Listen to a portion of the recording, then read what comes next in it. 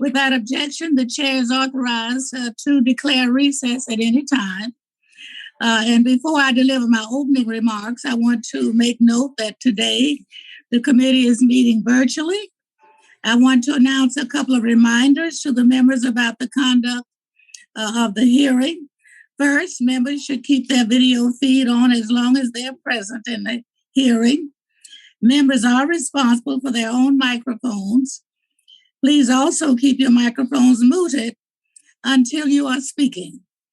Finally, if members have documents they wish to submit to the record, please email them to the committee clerk, whose email address was circulated prior to the meeting. Good morning to everyone, and thank you, Madam Secretary, for appearing before us today. It is so great to see you. As you know, this committee has jurisdiction over all of the Department of Energy's essential science and energy research and development activities, their laboratories and facilities. So I very much look forward to working with you throughout this Congress. We are meeting today at a critical time in history. Unfortunately, climate change remains a growing threat across the world. Many of us have been firsthand and have seen firsthand the devastating effects it can have in our communities. We are going through some of that right now in my community with lots and lots of rain. Especially our frontline and disadvantaged communities are suffering at the same time. This novel coronavirus has substantially disrupted the world as we knew it. And that includes much of the critical scientific research that we spend a lot of time on this committee learning about and discussing. But with great challenges, great opportunities. We are currently in the midst of the budget season, and we are very eagerly awaiting release of President Biden's detailed budget request. I was pleased to see the preliminary request that included a 27% increase from fiscal year 21 levels for the Department of Energy's applied energy programs. This includes support for advanced nuclear technologies, electric vehicles, and hydrogen production, just to name a few. There are brighter days on the horizon.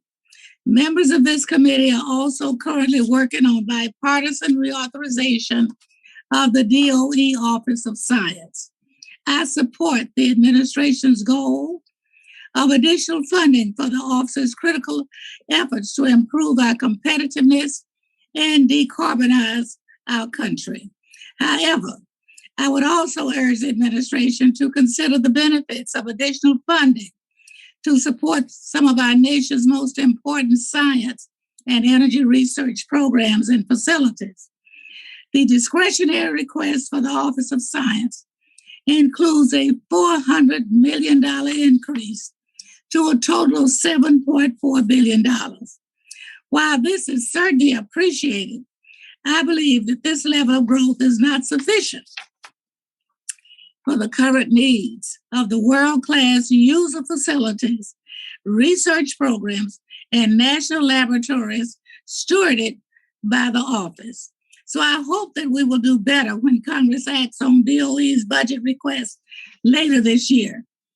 Moving forward, the budget, we are here today to provide an opportunity for our members to ask questions pertaining to any and all of the science and energy research activities carried out by the department. Constituents from member districts on both sides of the aisle benefit greatly from these programs, and we believe it is our duty to ensure the responsible use of their tax dollars. I'm proud to say, though, that a lot of thoughtful hard work and dedication, we were able to authorize many of these programs in bipartisan fashion in the Energy Act of 2020, which was signed into law late last year. We look forward to working with you on the implementation of that new law, among many other areas of mutual interest. One last note to my colleagues. The Secretary will have to depart at 4 p.m. So I encourage you to keep your questions to 5 minutes so that we can have ample opportunity to engage with all of our members. And I will endeavor to do the same. So with that, I'd like to thank you again for being here, and I look forward to a productive session. I now recognize Mr. Lucas for his opening statement. Thank you, Chairwoman, for hosting this hearing. Today, we welcome Secretary of Energy Jennifer Granholm to discuss the department's priorities for fiscal year 2022 and beyond. I'm looking forward to hearing how the department will provide robust support for the high-priority research programs and infrastructure carried out by the department. DOE is one of the nation's largest federal sponsor of basic research in the physical sciences and is a world leader in technology development and innovation. As such, it's critical to our work on the Science Committee to address two of the biggest challenges facing our country right now: climate change and global competitiveness. To address climate change and continue our economic growth, we must develop cleaner, more reliable energy sources. But we have to approach this in a way that doesn't raise energy prices and take away American jobs. We need to invest in research that produces next-generation technologies, ensuring America is the leader in affordable energy production and global emissions reductions for years to come. At the same time, we face serious threats to our scientific leadership from the Chinese Communist Party. In order for the U.S. research enterprise to keep its position as the world's leader in innovation, we must make significant investments in R&D that provide a stable, sustainable path forward in key technology focus areas and across the scientific disciplines. DOE is uniquely positioned in both of these challenges. It is our responsibility on the Science Committee to ensure that the department has the authorities and the resources it needs to get the job done. Last Congress, we worked together to pass the Energy Act of 2020, the first comprehensive update of U.S. energy policy in over a decade. This bill includes more than a dozen bills for this committee and focuses on diverse and competitive clean energy solutions, driven by research across DOE's applied energy offices. It recognizes that the most effective way to improve energy efficiency, reduce greenhouse gases, and maintain U.S. energy independence is through technological innovations, which we can support by investing in basic and early stage research. This afternoon, I look forward to hearing from the Secretary about DOE's plans to fully implement this legislation. To build on the successes of the Energy Act and to ensure that DOE's essential contributions to the federal research enterprise, we must work together to pass comprehensive DOE Office of Science legislation. Today, Chairwoman Johnson and I released the text of a bipartisan bill to reauthorize the Office of Science, increase our investment, and provide a roadmap for DOE's research and development work. This is the first comprehensive reauthorization of the Office of Science, and it could not possibly come at a better time. Working with the Energy Subcommittee ranking member, Mr. Weber, and Subcommittee Chairman, Mr. Bowen, we've drafted a bill that will invest nearly $50 billion over 5 years, giving the Office of Science and our national labs the resources they need to continue to excel. We need cutting-edge facilities for our federal scientists and researchers with academic and industry to conduct big science, research that can't be done in individual labs and requires massive equipment that industry cannot provide, like advanced light sources and neutron sources. This Office of Science legislation, which will be formally introduced tomorrow, is the part of a two-pronged approach to build up America's research program along with the NSF for the Future Act. Chairwoman Johnson and I have taken a deliberative approach to revitalizing American research. We're doing so within reauthorization bills, which comprehensively fund the National Science Foundation and the Office of Science. Rather than throwing money at these agencies or pitting them against each other for funding, we're investing in the programs that work, creating new ones where needed. We're giving agencies the resources to sustainably scale up their work. The last thing we need is a massive one-time injection of money that will dry up when the attention turns away from America's research needs.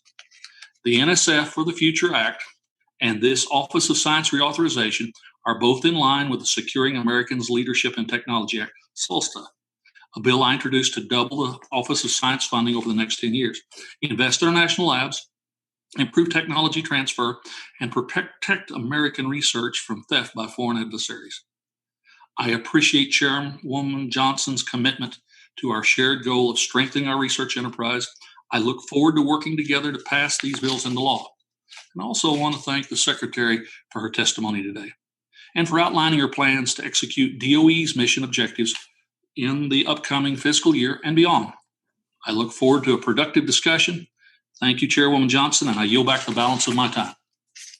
Thank you very much, Mr. Lucas. If there are members who wish to submit additional opening statements, your statements will be added to the record at this point. At this time, I will now like to welcome our esteemed witness, who really needs little introduction, but I'll give some. The Honorable Jennifer Granholm is the 16th United States Secretary of Energy. She served as the governor of Michigan from 2003 to 2011, as well as Attorney General of Michigan from 1998 to 2002, and was the first woman to serve in either role. After 2 terms of government, Ms. Granholm joined the faculty at the University of California at Berkeley as a distinguished professor of practice in the Goldman School of Public Policy, focusing on the intersection of law, clean energy, manufacturing, policy, and industry. She also served as an advisor to the Clean Energy Program at the Pew Charitable Trust. I look forward to working with Secretary Granholm to help build an equitable, clean energy future. And so, thank you, Secretary, for joining us today. You will have 5 minutes for your spoken testimony, and your written testimony will be included in the record for the hearing. When you have completed your spoken testimony, we begin questions, and each member will have 5 minutes to ask questions. You now can begin your testimony. Great. Thank you so much, Chairwoman Johnson, and thank you to Ranking Member Frank Lucas and to all the members of the House Committee on Science, Space, and Technology. It is a treat to be before you today, and it's a treat to be able to share the Biden administration's vision and priorities for the Department of Energy. So as the 16th, as was said, Secretary of Energy, it is my mission to carry out the basic science and national security efforts that have long been pivotal to the department's work, at the same time driving forward the research, development, deployment of cutting-edge clean energy technologies that are going to power our energy and economic security throughout the 21st century. We have made a lot of progress just in a few months' time, but we've also come to recognize how urgent some aspects of our work really are. And let me just start on that score with, for example, the Colonial Pipeline issue. As you know, on May 7th, the Colonial Pipeline Company fell victim to a ransomware attack that forced them to shut down their largest fuel pipeline on the East Coast, and President Biden immediately launched an interagency whole of government response, which was coordinated by the Department of Energy. And I'm proud that the quick efforts helped to move those fuel supplies to the impacted areas, and of course, supporting the company while they attempted to resume operations quickly and safely. But the incident really made clear that as these systems that Americans rely on in our daily lives grow increasingly interconnected, so too do the vulnerabilities in these systems and the potential for disruption. So we have to take a wide view of the possible risks, and we have to engage every relevant part of the federal government to develop the safeguards and the best practices to keep the systems that touch that critical infrastructure a step ahead of our adversaries. So I would welcome conversations with this committee around the steps necessary to keep America's energy system secure, and clearly the Department of Energy has a key role to play. So, as you know, DOE has many core competencies. You all have been very busy passing bills and working in these quantum information sciences and advanced computing and artificial intelligence, just to scratch the surface of all that we deploy at the department. and of course, led by the unparalleled research capacity of our 17 national labs. It is not lost on us that the members of this committee have rightly pushed to authorize the department to advance these specialties along with propelling advanced manufacturing and so many other areas of applied science that we excel in. I really appreciate the chairwoman's great support and remarks about the importance of investing in science. And I can just tell you, in the short time that I have been leading the department, I am in awe of the work that our scientists and our researchers are doing. So we really thank you so much for recognizing the invaluable contributions they make to their fields, but also to the nation. So we hope to continue working in a collaborative, complementary manner with the full suite of federally supported scientific enterprises. The research and development work, though, would expand by orders of magnitude with the passage of the American Jobs Plan. As you know, it is just a once-in-a-generation investment that would supercharge these research and development efforts around clean energy while creating millions of good-paying jobs. It would really launch us to the forefront of clean energy innovation worldwide. It would ensure that American scientists are the ones making the major breakthroughs in cutting-edge technologies like carbon capture and storage and hydrogen. The American Jobs Plan would position American entrepreneurs to take these technologies to scale. It would give American workers the opportunity to build them in factories right here at home. That American Jobs Plan would also deliver essential upgrades to both the brick and mortar facilities and the computing capabilities of our national labs, along with other research infrastructure across the country.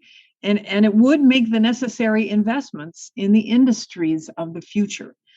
It would also help us take major leaps over barriers to diversity in America's STEM fields by making long overdue increases in support for historically Black colleges and universities and other minority serving institutions. So I am so pleased to note that the president's proposed 2022 discretionary funding request would put $46.2 billion behind all of these key priorities, along with our very essential work to strengthen the department's nuclear security mission and advance our environmental management program. So these are ambitious objectives, and yet the global march of innovation makes it imperative that we achieve them. I am really humbled to lead the wealth of talent that we have in the Department of Energy as we work toward these ambitious goals. And I'm confident that with your continuing partnership, we will be successful. So thank you so much. Well, thank you, Madam Secretary. At this point, we will begin our first rounds of questions, and the chair recognizes herself for 5 minutes. Madam Secretary, here on the Science Committee, we are planning to introduce a comprehensive bipartisan authorization bill for the Office of Science tomorrow. I was encouraged to see that the Office of Science was one of the few line items provided for the Department of Energy in the initial discretionary budget request. However, I'm disappointed in the level of increase, as it's unlikely to be enough to support the current needs of these facilities, research programs, and the national laboratories stewarded by the office. Given the major construction activities currently being carried out by the Office of Science to build and upgrade its various world-class facilities, this level of support may well result in a cut to major research accounts, or it could lead to inadequate funding to keep the office's construction activities on schedule and minimize their costs. Could you address how the administration arrived at 5.7% increase in the Office of Science, especially in comparison to the major increases proposed for DOE's applied energy programs and the National Science Foundation? Is this any indication of the lack of support or appreciation for the unique and significant role that the Office of Science plays in fostering U.S. competitiveness? Not at all. I so appreciate your question. Obviously, research and development is so critical to our competitiveness. And although I certainly share the sentiment that stronger funding for R&D would further support our competitiveness. I would note, as you did, that the Office of Science is receiving a $400 million increase from enacted levels, which would enable us to support all of the key areas that office covers, from quantum technology to biology. But I also want to say this represents the single largest budget, if it were enacted, at DOE. So there's no reason to think that this is anything but huge. Plus, billions will be added to the labs in the Office of Science through the American Jobs Plan, assuming that Congress passes it. So believe me, this administration is all in on funding scientific research. We recognize that we need to up our game in the basic sciences and research and development, and that those investments are needed, and the administration is deeply committed to the national labs and the Office of Science. And so that's why the American Jobs Plan is so big and robust on funding research and development. So we're very excited about that and to work with you, and so grateful for your expression of support for the Office of Science. Well, thank you. How will you keep the Office of Science major construction activities, including our commitment to the ITER International Fusion Project, on track with this level of funding?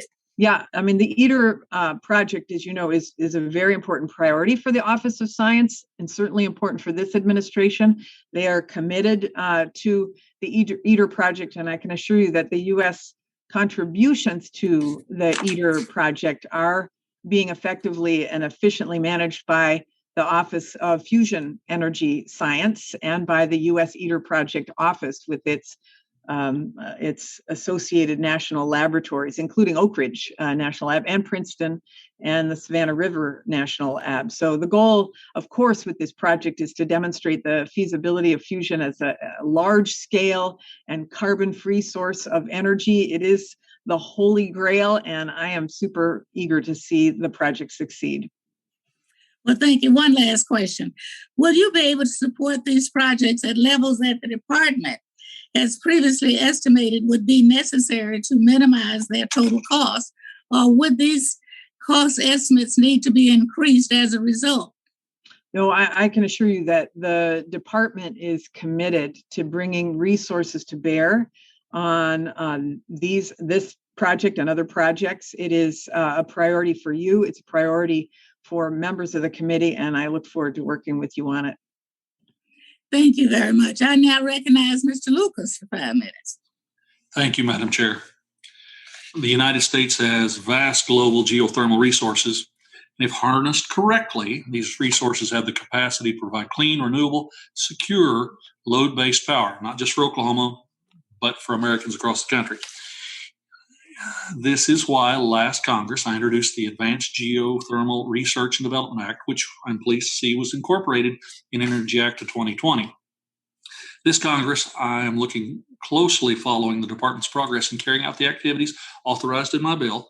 Secretary, can you please provide us with a brief description of the update on the department's continued implementation of these provisions on geothermal? You bet. Thank you, Ranking Member Lucas. I really appreciate the question and all of the great work this committee did, really in a bipartisan way, which we hope can be replicated this year to get that Energy Act of 2020 passed. The many of the pieces we are already working on. For example, on the geothermal side, like the Forge initiative, which I know you are very supportive of. Enhanced geothermal systems represents the largest opportunity for geothermal power production in the U.S. And the 2019 DOE, I think they had a GeoVision report that suggested that those enhanced geothermal systems, if they're used to their maximum potential, could provide up to 8.5% of all power generation in the U.S. by 2050. I feel like geothermal is an underused resource. I'm a big believer in it. I've met several times with our own geothermal office to make sure that we can accelerate this. And storage, let me just say, on the storage side of things too, because the Energy Act was so bullish on storage, as it should have been. I mean, DOE's continued to support the Energy Storage Grant Challenge as well, which is obviously a comprehensive program that cuts across all of our offices. And because that Energy Act of 2020 was a great authorization for a lot of programs, and a lot of that Energy Act, it has informed the American Jobs Plan. So if we can get the appropriations attached to the great projects that were identified there, we can really take off. So thank you for your leadership. And along with that, the president's proposed an advanced research project agency focused on climate called ARPA-C. So far, we have limited information on ARPA-C, but it sounds a lot like DOE's ARPA-E program. As longtime supporters of ARPA-E, Chairwoman Johnson and I have successfully reformed and reauthorized the program last year. So, Secretary, I've got a series of short questions about the ARPA-C proposal, and hopefully you can give me a set of brief answers. First, do you support the creation of ARPA-C? Yes, I do. Second, what role will DOE play in its management? Do you know that yet? Yeah, well, I mean, we want to work with you all on it, but we expect that ARPA-C and ARPA-E will work together. We don't want them to duplicate, which is a question I can understand that people might have, that ARPA-C could invest in different kinds of research, critical research areas that are beyond the purely energy-focused work of ARPA-E. To look at, for example, non-energy related emissions reduction technologies, or an entire area of climate related work, like the work of making our society more resilient, for example, to the effects of climate change that are already occurring. So we expect that they would work together, hand in glove. They could be working maybe under the same umbrella, but I like the expansion of the notion of energy and climate under an umbrella that would fall within the Department of Energy. So in the time I've left, let's visit for a little bit how you will balance implementing the ARPA-E provisions authorized in the Energy Act while supporting the establishment of ARPA-C. As you can see, ARPA-E has tremendous support in its present form on this committee. Tell me about how you balance those two things as you implement them with the stuff authorized under the Act. Right. I mean, as you know, ARPA-E really is focused on energy, and they have, we would expect that they would work together, as I say, hand in glove, and that they would have distinct areas of focus, one purely on energy, one on non-energy related climate work. And, it could be that they are in the same office.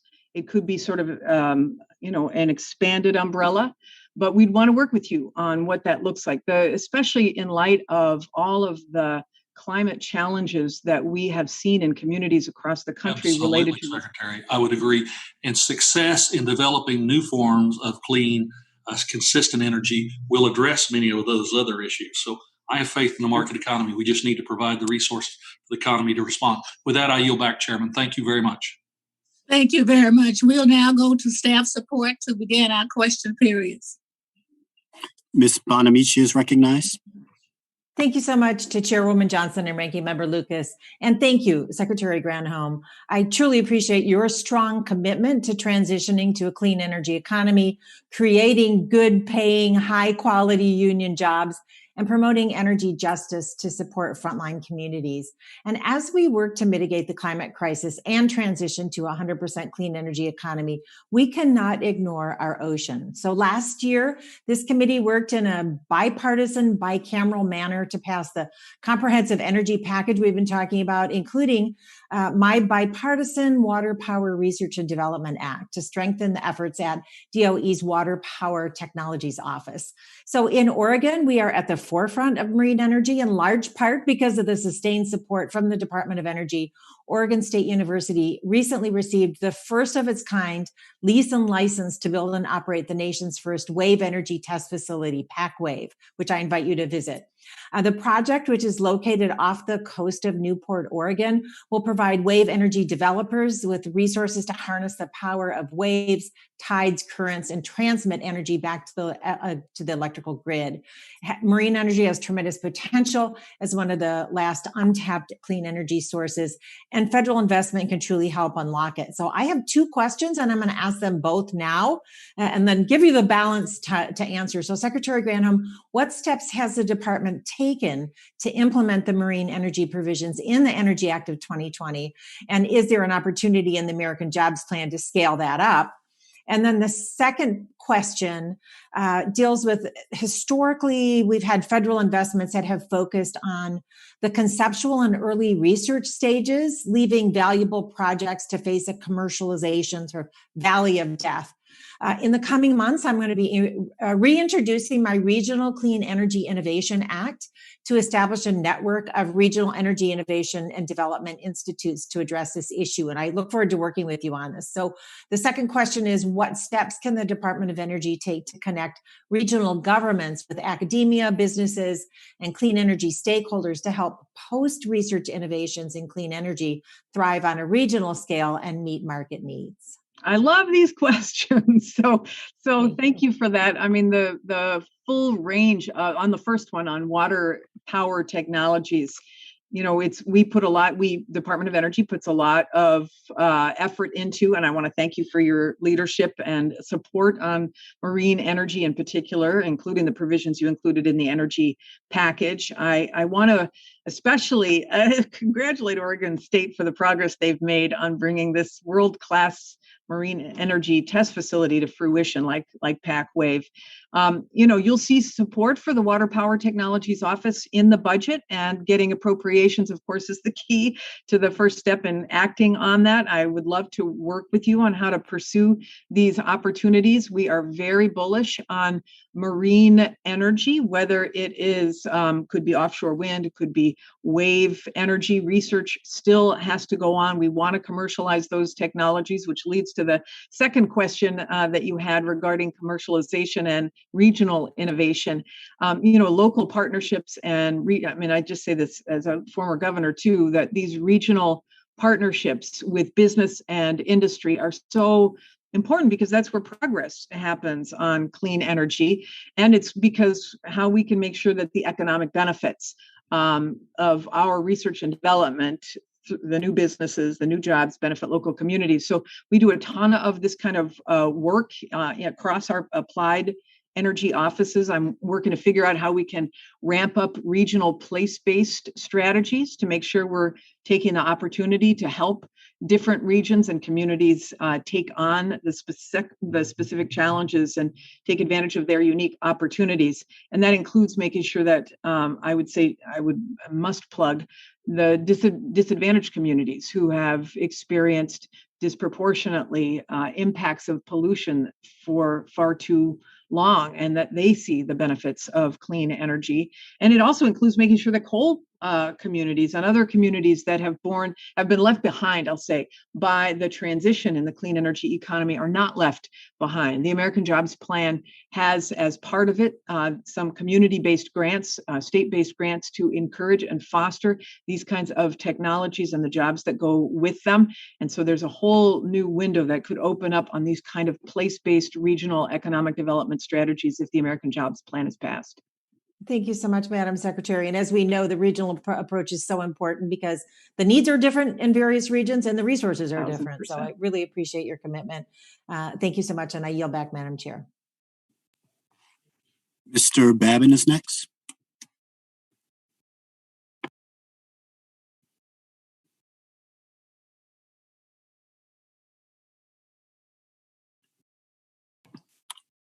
Seeing no Mr. Babin, Mr. Waltz is next.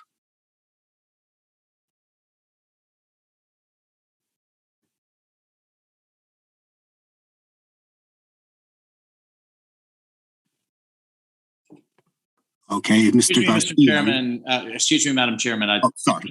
Having some technical difficulties there. Can you hear me okay? Yes, we can hear you. Yeah. Hey, Madam Secretary, thank you so much for joining us today. Your opening statement, you mentioned your coordinating role for the Colonial Pipeline engagement. And I would imagine in that role that you directly engaged with the private sector and particularly with the Colonial executives. Was that the case as part of your remit? Yes. And so in that, did Colonial inform you or inform your office of their intent to pay a ransom? They did not. They did not. The FBI had been in contact with them. We did not discuss that with them, nor did they tell us. Of course, if they had, we would have said, do not pay ransom. But they didn't. We didn't. That wasn't part of our charge with them. So that's what I want to get to. You have an international affairs office which does great work. Part of its objective is enhancing energy security by countering malign influence. So it's your department's stated policy that our infrastructure, in particular our pipeline managers, should not pay ransom as part of ransomware attacks or any other type of attack. Is that correct? That's correct. That's reassuring to hear. With the reported ransom payment or with the ransom payment, one thing that I think a lot of people are struggling with is we have this incredible attack by Russian-backed hackers, many of which moonlight for Russian security services. They don't have the same distinctions that we have. A ransom is paid. And really little else is done in response to that attack, particularly to establish deterrence. And then just a short time later, we lift all sanctions on Russia's pipeline. What level of engagement did you have? What type of engagement do you have with our European allies on the lifting of sanctions on Nord Stream? I did not, but I know obviously others in the federal ecosystem did. And of course, the two were not related, given that these were actors out of Russia, but there is no indication that they were directed by, at least that we don't have any information on that now. I'm not saying it's not true, but I know it's a subject that I've learned that it's a subject that President is. No, but I think there's an established pattern that if Putin wanted to stop these attacks, no doubt, he certainly could, and he should. And what did the United States get in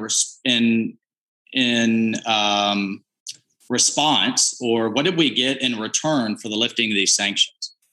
I wasn't part of those discussions with respect to the sanctions. So you'd have to direct that to the Department of State. So you weren't at the Department of Energy, the Department of International Affairs with the ENR Bureau, the Energy Bureau at State Department. Is there not coordination with the Energy Department when it comes to engaging our European partners and the pipeline? Generally, yes. And we obviously oppose the pipeline. And I'll say from the Department of Energy, one of the reasons that in addition to the geopolitical issues relative to Russia, one of the reasons why I think that pipeline is very dangerous is because it is carrying the dirtiest form of natural gas on Earth. That's with right. No security on methane emissions, et cetera. So I think for a variety of reasons, it is a problem. No, that's absolutely right. So it's actually encouraging from a climate standpoint, which you mentioned extensively in your opening statement. This is worse for the climate, for a climate agenda, because it does carry some of the dirtiest. So the Department of Energy opposed the lifting of the sanctions. So the president made that decision over the Department of Energy's objections. Again, I was not in the discussion over those particular sanctions. And I know, obviously, the administration has opposed the continued expansion of Nord Stream 2, and there may have been other considerations that went into it. Arguably, this issue about sanctioning a pipeline should have come much earlier in the construction of it, because it is at the very tail end now. And we ought to, it's a good lesson for going forward. We ought to have stopped it before it was built, essentially, rather than after it has been built. Well, I certainly agree, but I think just lifting the sanctions for little in response, for nothing in response, which is actually countervailing to a climate agenda that'll move dirtier oil and make our EU partners more dependent on Russia from a geopolitical standpoint, from a climate standpoint. I think it was an incredibly bad decision. And I find it more disturbing that your department wasn't a key part of it. But I'll have some further questions for the record. Thank you, Madam Secretary and Madam Chairman. I yield my time. Mr. Bear is recognized. Thank you, Madam Chairwoman and Madam Secretary. One of the most ambitious parts of the President's American Jobs Plan and Infrastructure Plan is this transition from gas-powered vehicles to electric vehicles, and the infrastructure that will take place to build EV charging stations and help folks transition. You're already, obviously, in your home state of Michigan, you're seeing a lot of the automakers starting to make those plans to go to all electric vehicles. Can you expand on DOE's role in helping make this transition, plan out what that infrastructure looks like, where these charging stations will be, et cetera? And how we also address equity in there as well. Yeah, this is a great question. Obviously, if the private sector was going to step up and do this on its own, that would have already begun. But unfortunately, we have gaps. We have gaps on highways where people wouldn't charge up as much, and we have gaps inside of communities that have been left behind. So our labs have started the process of doing a map for the United States about where the necessary charging is going to have to step in to fill that gap, the federally funded necessary charging to fill that gap, so that all parts of the country, all pockets of America have access to electrification. And we all know that, there's a chicken and egg issue of people are uncomfortable buying an electric vehicle because they feel like they may want to take a longer trip and not have the ability to charge up. That's going to prevent them from choosing an electric vehicle. So we have to address that very important infrastructure issue, which of course is addressed in the American Jobs Plan through the President's commitment of 500,000 charging stations across the country in areas where it's sparse and in areas where the private sector has not stepped up, particularly in low-income communities. So it's that and incentivizing the purchase of electric vehicles at the point of sale, and making sure we've done the research necessary to keep the continuous improvement of the electrification of the vehicle, and which includes the research being done at our national labs on the battery. And so that all is very encouraging. And obviously, the battery side, I think, from a technology and economic perspective, we want to maintain that innovation edge over other competitor nations in terms of battery technology and battery production. If I were to play off of a question or an answer you gave to one of Ms. Bonamici's questions, I understand the human reaction, in places like the Rio Grande Valley in Texas or in West Virginia as we transition off of older energies and fossil fuels and some of the anxiety about job loss, et cetera. How is DOE thinking about, if we think about strategic investments and, helping some of these communities leave some of the older fossil fuel jobs or coal mining jobs, but also then thinking about the job training to help transition communities to better paying jobs and jobs of the future? This is my favorite question because I think that there's so much promise in these clean energy jobs. They're not just one-off jobs. These are careers in jobs that can go to communities like you have described that have been left behind. So, if you're in coal country or if you're in an oil and gas area, you've got workers who know how to do that work. Well, why not have them transition to be able to be mining, for example, for geothermal, or laying the pipes for CO2, for carbon capture and sequestration, or attaching that CCUS technology onto power plants, or laying pipes for hydrogen. I mean, the American Jobs Plan has got these 25 of demonstration projects in hydrogen and CCUS. Those in the kinds of communities we're talking about could be utter game changers, could help those communities see themselves in powering the future of America insofar as they have seen themselves as powering the past. And we don't want them to feel like they have been left behind. So that's why strategically investing these kind of demonstration projects on a place-based strategy manner. The president created an intergovernmental workforce on coal and power plant communities. In that intergovernmental report, there were 27 communities that were identified that were at greatest risk of the coal and power plant communities. Those communities could be the places that actually take us to the next level, not just in the United States, but globally, with the technology that we could deploy, take to scale, work on, research, develop. It's really exciting if that act is passed, for those communities to be part of the future and not viewed as or feeling like they're just part of the past of America's energy. Great. Thank you for that answer. Madam Chairwoman, I'll yield back. Mr. Gonzalez is recognized. Thank you, Mr. Chairman, and thank you, Secretary, for your time and attention today and your testimony.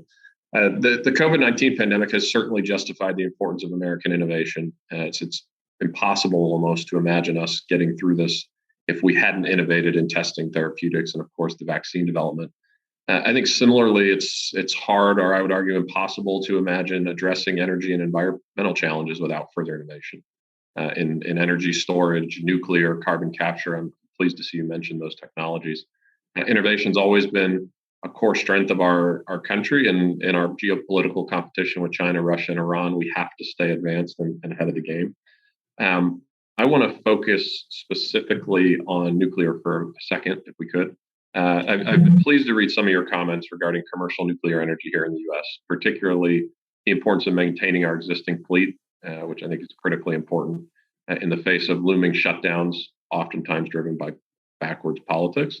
But I want to get your thoughts on our progress with advanced nuclear reactors and fuels specifically. Last month, I sent a letter to you alongside a bipartisan group of lawmakers in support of the Advanced Reactor Demonstration Program and Advanced Nuclear Fuel Availability Program. What actions are you and the agency taking to ensure these programs are fully implemented, and what role do you anticipate advanced nuclear will play as we transition away from more carbon-intensive energy sources? Yeah, it's going to play an important role, and I would love for people on both sides of the aisle to appreciate the fact that 55% of our clean energy now comes from nuclear, and America has the most rigorous and thoughtful safety regime. It's not a question of safety. For many people, it's a question of waste, and we can talk about that as well. But I think nuclear energy can and must play an important role in helping the U.S. meet its clean energy goals. We pursue at the DOE both demonstration and early stage research and development efforts for multiple nuclear technologies based on where those technologies are in their development and how they're developing relative to the field's needs. For instance, DOE's advanced reactor program supports the development of multiple initiative and innovative U.S.-based design for the small SMR, small modular reactors. This technology, I think, has the potential to provide, clean, safe, cost-competitive energy generation options for both domestic and international markets. We're already seeing promising results with the work of NuScale, which is the first small modular reactor developer to obtain the Nuclear Regulatory Commission's approval of its final safety evaluation report. So hopefully that NuScale reactor will be on track to be the first full NRC certified reactor mid to late this year. Yep. I want to stay on the NRC for a second. As I talk to a lot of companies who are developing advanced reactors, one of the top criticisms I hear is how ill-equipped the NRC is to evaluate and approve them. And they almost feel like they're trying to get to no as opposed to trying to find ways to get to yes. How's the agency engaging with the NRC to alleviate these concerns and streamline the deployment of advanced reactors? Yeah, this is a great question. I have heard this as well, and am looking into it. We are well aware, and if you like, I can get back to you on the specific steps that we are taking. But I appreciate you raising it. We want the NRC, as all of our commissions and committees, to be effective and nimble and efficient. And we want to make sure that we support the NRC in getting there. Thank you. And then final question on nuclear. You mentioned waste as one of the objections that is constantly brought up. How do you respond to that? I'd be curious for your thoughts on it. Yeah, I mean, we have, I mean, as a nation, we have got to figure out the waste issue. We've got to figure out where it is going to be. Yucca is not an option, Yucca Mountain. So the question is, what's next? You're aware, I'm sure, that the Blue Ribbon Commission suggested a consent-based siting process for interim storage. And we at the department are going to launch a request for information about and start that conversation with communities. You have to do this in partnership with communities in a thoughtful way with sensitivity. And we want to begin those discussions because we want to find a location that is safe and secure and accepted. And it may mean that we have to, and that we should, compensate communities who decide to raise their hand to do that. So that process we're going to start. Ultimately, though, of course, you want to develop, you want to have nuclear in a way that doesn't generate that kind of waste, which gets back to the ITER question and the question of fusion and perhaps exploration research-wise of what you can do with existing waste. All of that is within the purview of DOE and all are things we're pursuing. Thank you. I look forward to working together on this, and I yield back. Great. Ms. Stevens is recognized. Well, thank you, Secretary Granholm. How wonderful to see some Michigan energy and have some Michigan energy on the committee today. And, I have some remarkable memories going back a long time with you, particularly when we were working on the U.S. auto rescue. And for those who don't know, for the record, our then governor of Michigan really led one of the most comprehensive economic overhauls of our state, developing programs like the State Small Business Credit Initiative, to give credit to our suppliers and small businesses who in a very different financial time couldn't get it. And that program resulted in the creation of the State Small Business Jobs Act of 2010. And it was because Michigan was leading the way under a very skilled governor. And so now, as the Secretary of Energy, I wanted to ask you about the leadership and the way in which you are seeing some of the programs that the DOE is responsible for with advanced vehicle technologies, particularly also the investments that come from the ATVM program, and how you intend to lead the Department of Energy with those programs, what we need to do with them, if it's plussing up, because certainly we've got to move on the access to the materials for these electric vehicles and also what's going to go into the battery. Well, thank you so much. It's so great to see you. And, as I was working on the outside of federal government with the auto industry, I know you were working on the inside, and without your leadership, we would not see a domestic auto industry like we see today. I mean, the fact that General Motors has gone all in on electric vehicles, the announcement by Ford yesterday, it's so exciting, the future. So you talk about the ATVM, we want to make sure the advanced technology vehicle provision of the Loan Program Office includes not just light duty vehicles, but heavy duty vehicles as well, because you see that Ford going into the truck and making sure that the F-150 is all electric. We want to make sure that we continue that kind of research and development and deployment. The American Jobs Plan supports all parts of electrifying transportation from the vehicle to the charging infrastructure and everything in between. And that means not just retooling vehicle factories, but making sure we've got full and robust supply chains from components back to batteries and critical minerals. So it also means more than cars. It means, as I say, SUVs and pickups and long haul trucks and ships for long distance shipping and the ferries that make many communities unique, as well as aviation. So I look forward to working with you to make sure that we've got all of the pieces in place to accelerate deployment of electric vehicles, broadly defined, and particularly passenger vehicles, as we know the American Jobs Act or plan is supportive of. And I just want to say on this supply chain issue, because you and I've come from this great manufacturing state, we want to make sure that we support and incentivize manufacturing here at home. I know the American Jobs Plan does some of that. That 48C tax credit was embedded in that. Yeah. So we want to make sure that we do all we can policy-wise to ensure that we are building stuff here in America, using it here, and then exporting it to other places. Yeah, over a decade on, and the 48C tax incentive being overprescribed and still ready to go. We would love to see that get done, Madam Secretary. And you also have the full support of the mapping of the supply chain for the battery, identifying those missing middles where we aren't producing here. I know in a community you know well, Northville, Michigan. There's a company called Soulbrain that does the electrolytes manufacturing that goes into the lithium-ion battery. I would love to take you there. They are the only one in Michigan and one of two. The other type of manufacturer along these lines is located in Oak Ridge, but I'd love to take you here because they are growing, but they are a part of that supply chain. So alongside the Department of Commerce, we support you in those efforts. And with 10 seconds left, if you have anything else, Madam Secretary, otherwise I'll cede it back over to a colleague. I'm just so proud that Michigan now produces 1/3 of all North American batteries. So let's keep it going. Let's keep it going.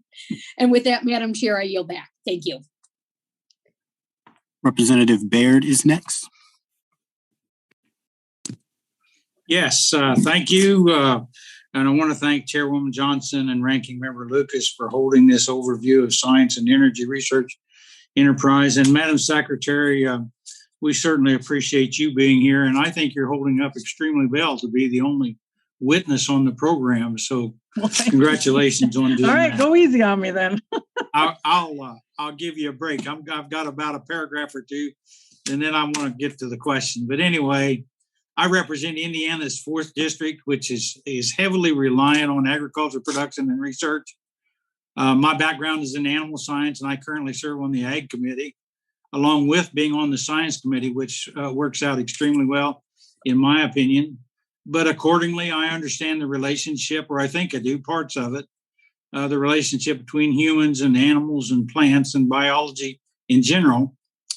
And I also recognize the need to invest in biological research and biological research infrastructure within the Office of Science to improve this understanding and the knowledge that we obtain.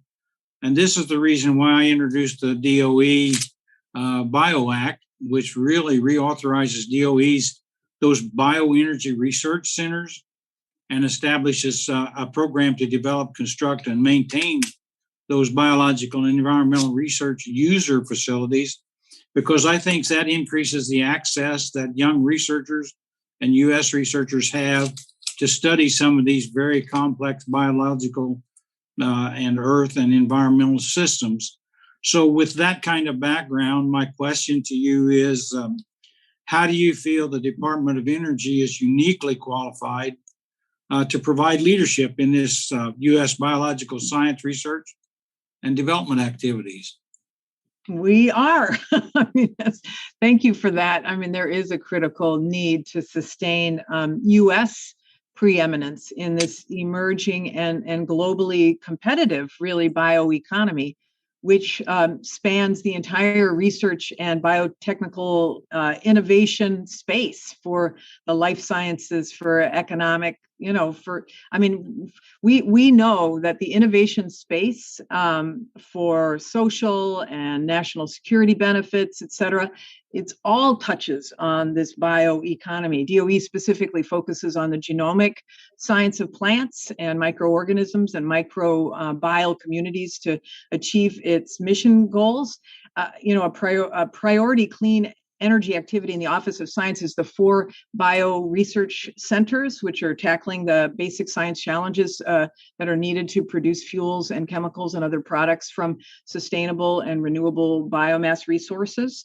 So fundamental genomic science on plants and microorganisms is leading to the development of dedicated and resilient bioenergy crops, which is great and important, and a broad range of modified microorganisms and capabilities to advance the biotechnology solutions that are needed to underpin a burgeoning and globally competitive bioeconomy. And so we're going to continue to move on that. And I would just put a plug in as well for biofuels, and for especially biofuels related to aviation.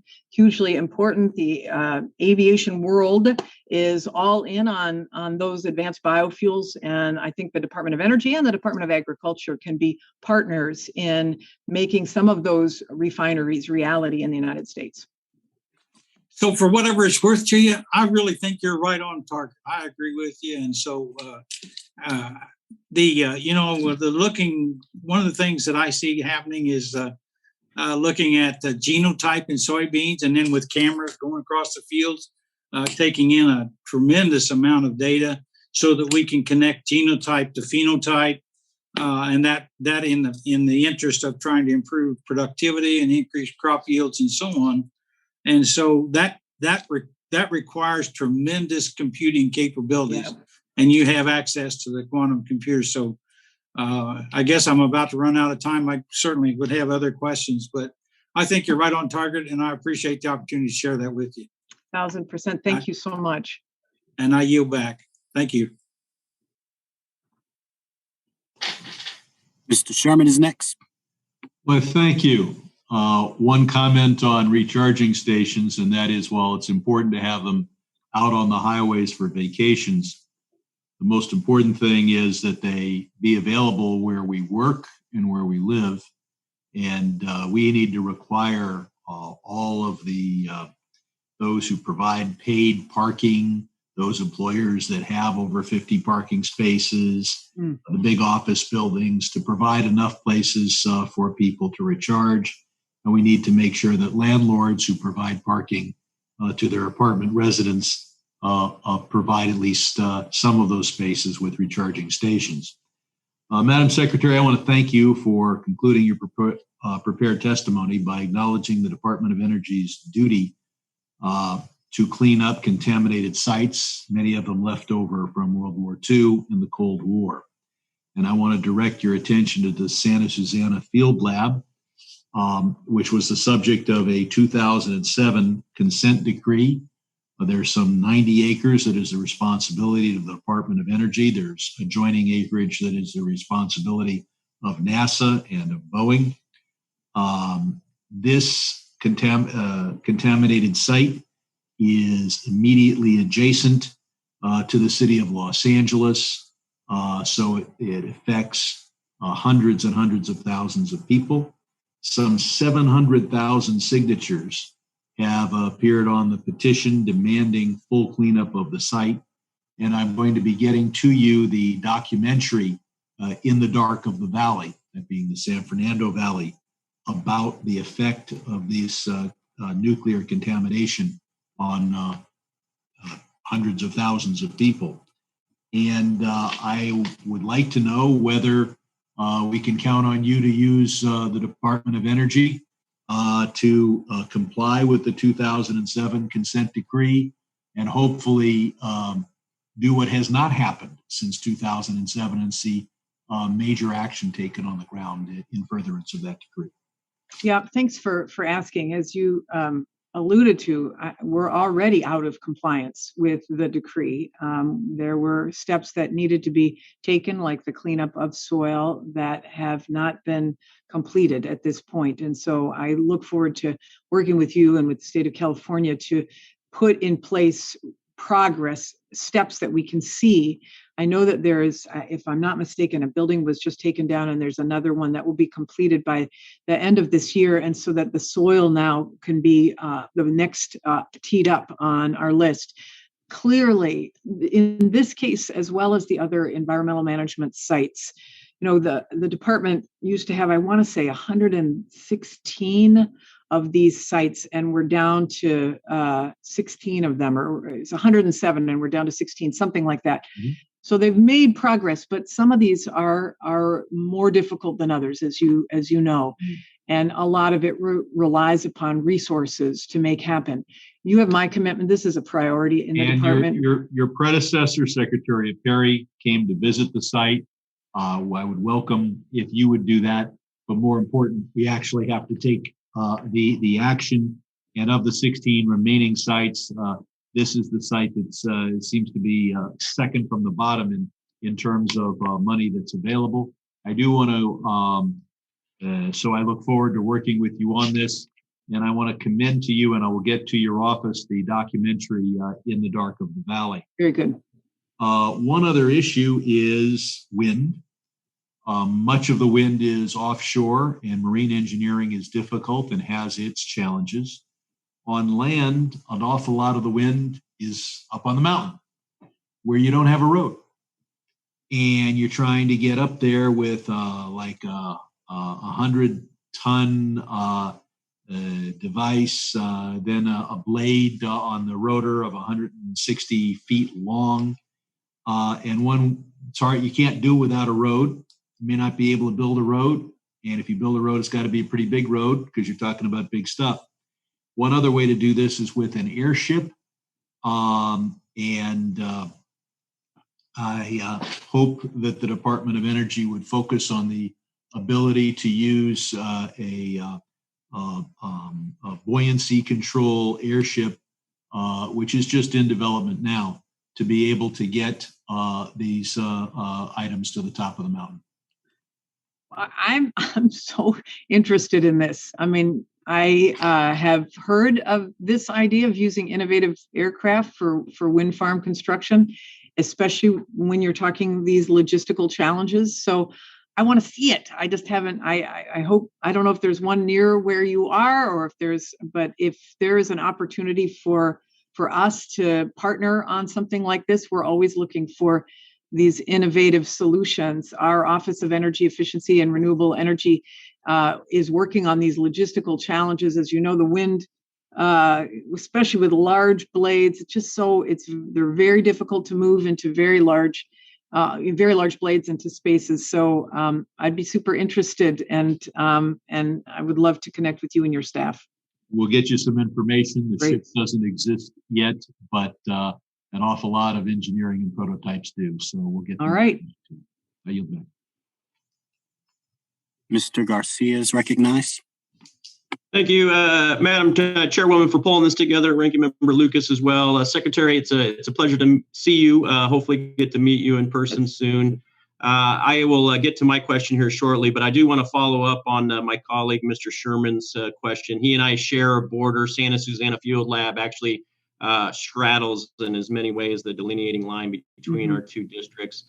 I do support a cleanup. I think the definition of full cleanup is what's at issue right now, not only at the state level, but local levels. I think there's a lot of data. I think we need to clean up the areas that do in fact have waste. And I think there's different approaches. So I would just recommend that before we, at an administration level or at the DOE level, move forward with anything additional, that we look at exactly how we're cleaning up, and simply removing 8 to 10 feet of dirt from 40 to 60 acres of land may actually expose the citizens around that area to more risks and actually do more damage. So I don't think our policies and our funding stream should be supported by documentaries that are in some cases outdated and had bad data. That's more of a commentary. My question actually revolves around the nuclear waste issue that you mentioned. I think you were spot on. I don't think that there's a question about safety. I think we need to figure out how to scale up. I do think it's the right answer when it comes to clean energy. Other nations have figured it out similar to us, but maybe at higher levels. But the waste issue still remains, I'd say, the long pole in the tent on us actually being able to scale up. Given what's happened at Yucca and basically now the 80,000 or so metric tons of waste that's scattered across the country, We've seen prospects developing in different industries of actually being able to recycle some of this high-level waste and break it down to the point where instead of getting down to, say, background radioactivity levels after 100,000 years, the recycling process and breaking it down actually gets it down to below 300 years. Would you support a domestic nuclear recycling program? And I think it may even be mature to ask if you support a program. I think there's a need for feasibility studies, tech demonstration funding levels at lower dollar values for some of these companies that are figuring this out, and then tech maturation programs where we can actually compete multiple businesses to figure out exactly what they have. But the prospects of being able to effectively recycle a lot of this waste and actually get to reactor grade plutonium that would support some of these next gen reactors that we were discussing earlier, I believe is actually a very encouraging sign. I just wanted to get your comments on that and any sort of R&D efforts behind it. You know, I mean, I'm supportive of effort. I mean, obviously, I'm supportive of science, and I'm supportive of the Department of Energy being the solutions department. And this is a big problem, and it's a big problem that potentially could have some solutions. And so efforts related to that, I would love to work with you on. And I think that there would be a team in our fossil energy office that would be very excited to work on this further as well. With respect to specific efforts that are happening inside the labs, I think there are some, but I just don't have those at the top of my head. But I'm happy to get back to you and have the staff get back to you on exactly what's happening right now on the specifics of recycling. That would be fantastic. Happy to cooperate with you on that. I think there are a lot of great opportunities here, and there's actually some companies that are already moving out on their own R&D, IRAD efforts, and we can probably leverage that as well. Before my time is up, I do just want to put a quick commentary about the sanctions on Russia on the Nord Stream 2. You made the statement that we should have stopped it before it was built. I know that you weren't part of those discussions. I think actually that's a mistake to not have the DOE as part of those discussions on the waiver of sanctions. But I do believe there's a bit of an irony that we actually stopped the Keystone Pipeline in the midst of its construction on our own soil. And I do think it's more than just anxiety about job loss. There were literally thousands of jobs lost as a result of that decision. And honestly, I think it's shameful at the national level that we waive sanctions on a Russian company in support of their gas lines that are dirty, which are going to do harm, and we actually stop our own, which did have a great opportunity. So I was discouraged to hear that you weren't allowed to be part of those conversations. And I'll save the follow-up question for the next round. Thank you, Madam Secretary. I'm out of time. Mr. McNerney is next. Thank you. Secretary Granholm, it's great to see you again after last week's appearance at Energy and Commerce. Yes, I truly appreciate your enthusiasm and your breadth of knowledge, and I hope to continue to have access to your office in the future. So the DOE possesses some of the most powerful computers in the world, and you're scheduled to deploy even more later this year. These systems are critical to develop artificial intelligence capabilities in other research areas. Can you provide us a preview of the department's scientific computing agenda under your leadership? Yeah, we are obviously, the labs have a broad swath of supercomputing capabilities, and the federal government has invested enormously in those capabilities, and that is fantastic. And we don't want to lose that edge. Let me just say that slightly off of your question, but I really am concerned that America is falling behind in developing advanced supercomputers, because last year a Japanese system became the top supercomputer, and the U.S. dropped from having 4 of the top 10 supercomputers to only 2 of the top 10. So as you know, that is a problem. So high performance computing is needed to maintain the leadership of the U.S. in these computational and data science.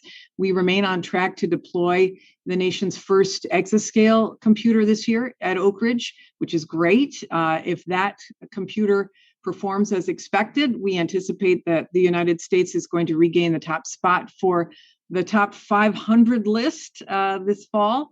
And our second exascale computer is on track to be delivered at Argonne in 2022, and our third at Livermore in 2023. So very exciting stuff. The high performance aspect of computing is also needed to maintain the leadership. So we want to make sure that this exascale computing initiative and strategic computing remains an administration priority. And I think with the American Jobs Plan and the investments that have been articulated here, we will be able to do that. Well, thank you. I like that enthusiasm. I believe that our society will sooner or later need to count on fusion to provide clean, reliable energy to human civilization, with our growing energy appetite. Do you agree with that assessment? Absolutely. Very good. Is there room in the department's fusion research budget for work that is high risk? In other words, not necessarily in the mainstream, but has potential for high payback?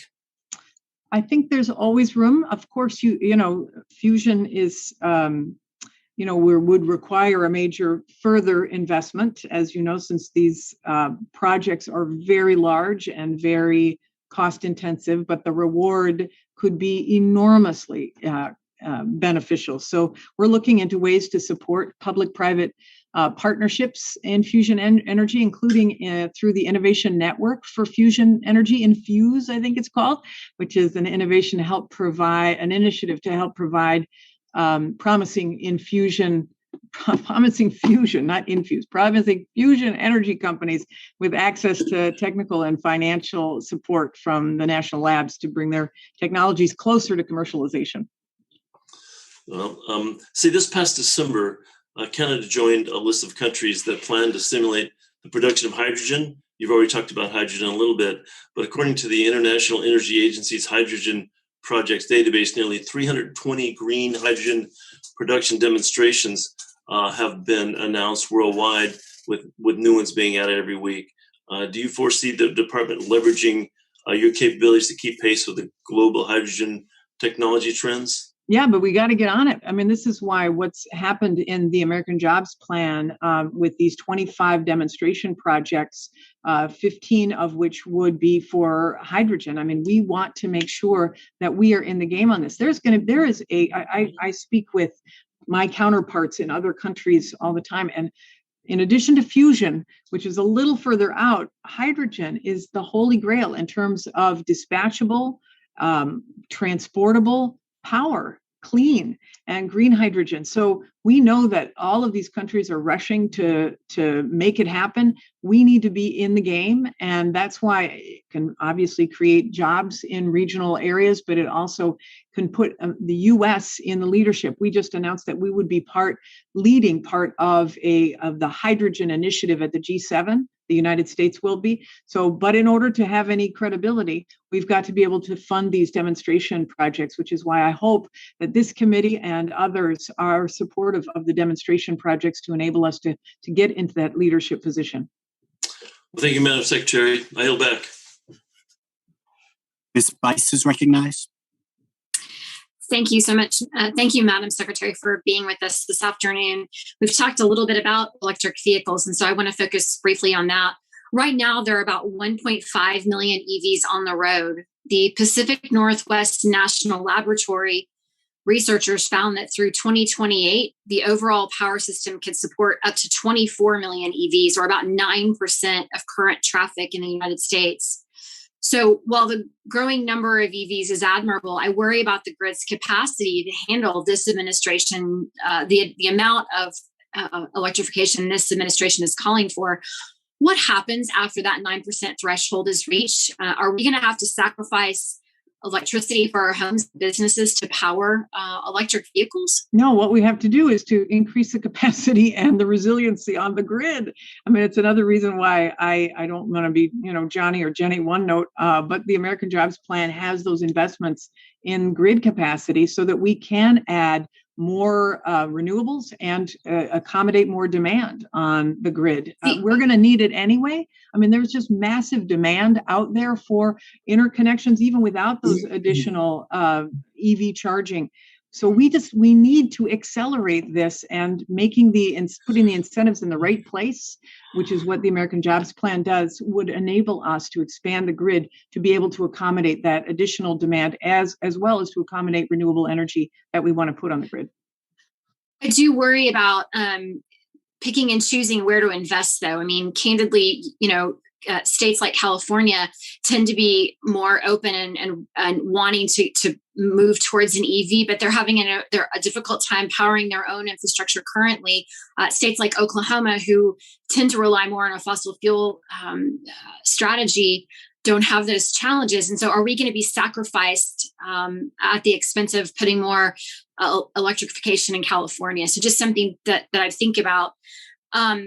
The second question, as it relates to EVs, is who's going to pay for the electrification of these EVs? And what I mean by that is, are we going to ask convenience stores or states that you mentioned having 500,000 new charging stations across the country? Where's the cost of that burden going to lie? Well, it depends, right? So in some places, the private sector decides that it's in their interest to have a charging station, and therefore they will pay for the electricity, the output of it. So if you're a 7-Eleven, maybe you decide that it's worth your while to pay for the electricity because somebody might be in the store longer and buying more things. If you are an individual in driving down a freeway, then you have perhaps an arrangement with a charging company that allows you to pay for it with a card as you pull up to a charger somewhere that may not be associated with a private enterprise. I think it depends. It's all very contextual, but it is paid for. Just a question of who's paying the charge. Well, the person might be paying, like you pay for your filling up your gas, or the business might be paying if they decide that it's in their best interest. So speaking of that, in my home state of Oklahoma, the current gas tax is used for critical transportation infrastructure expenses.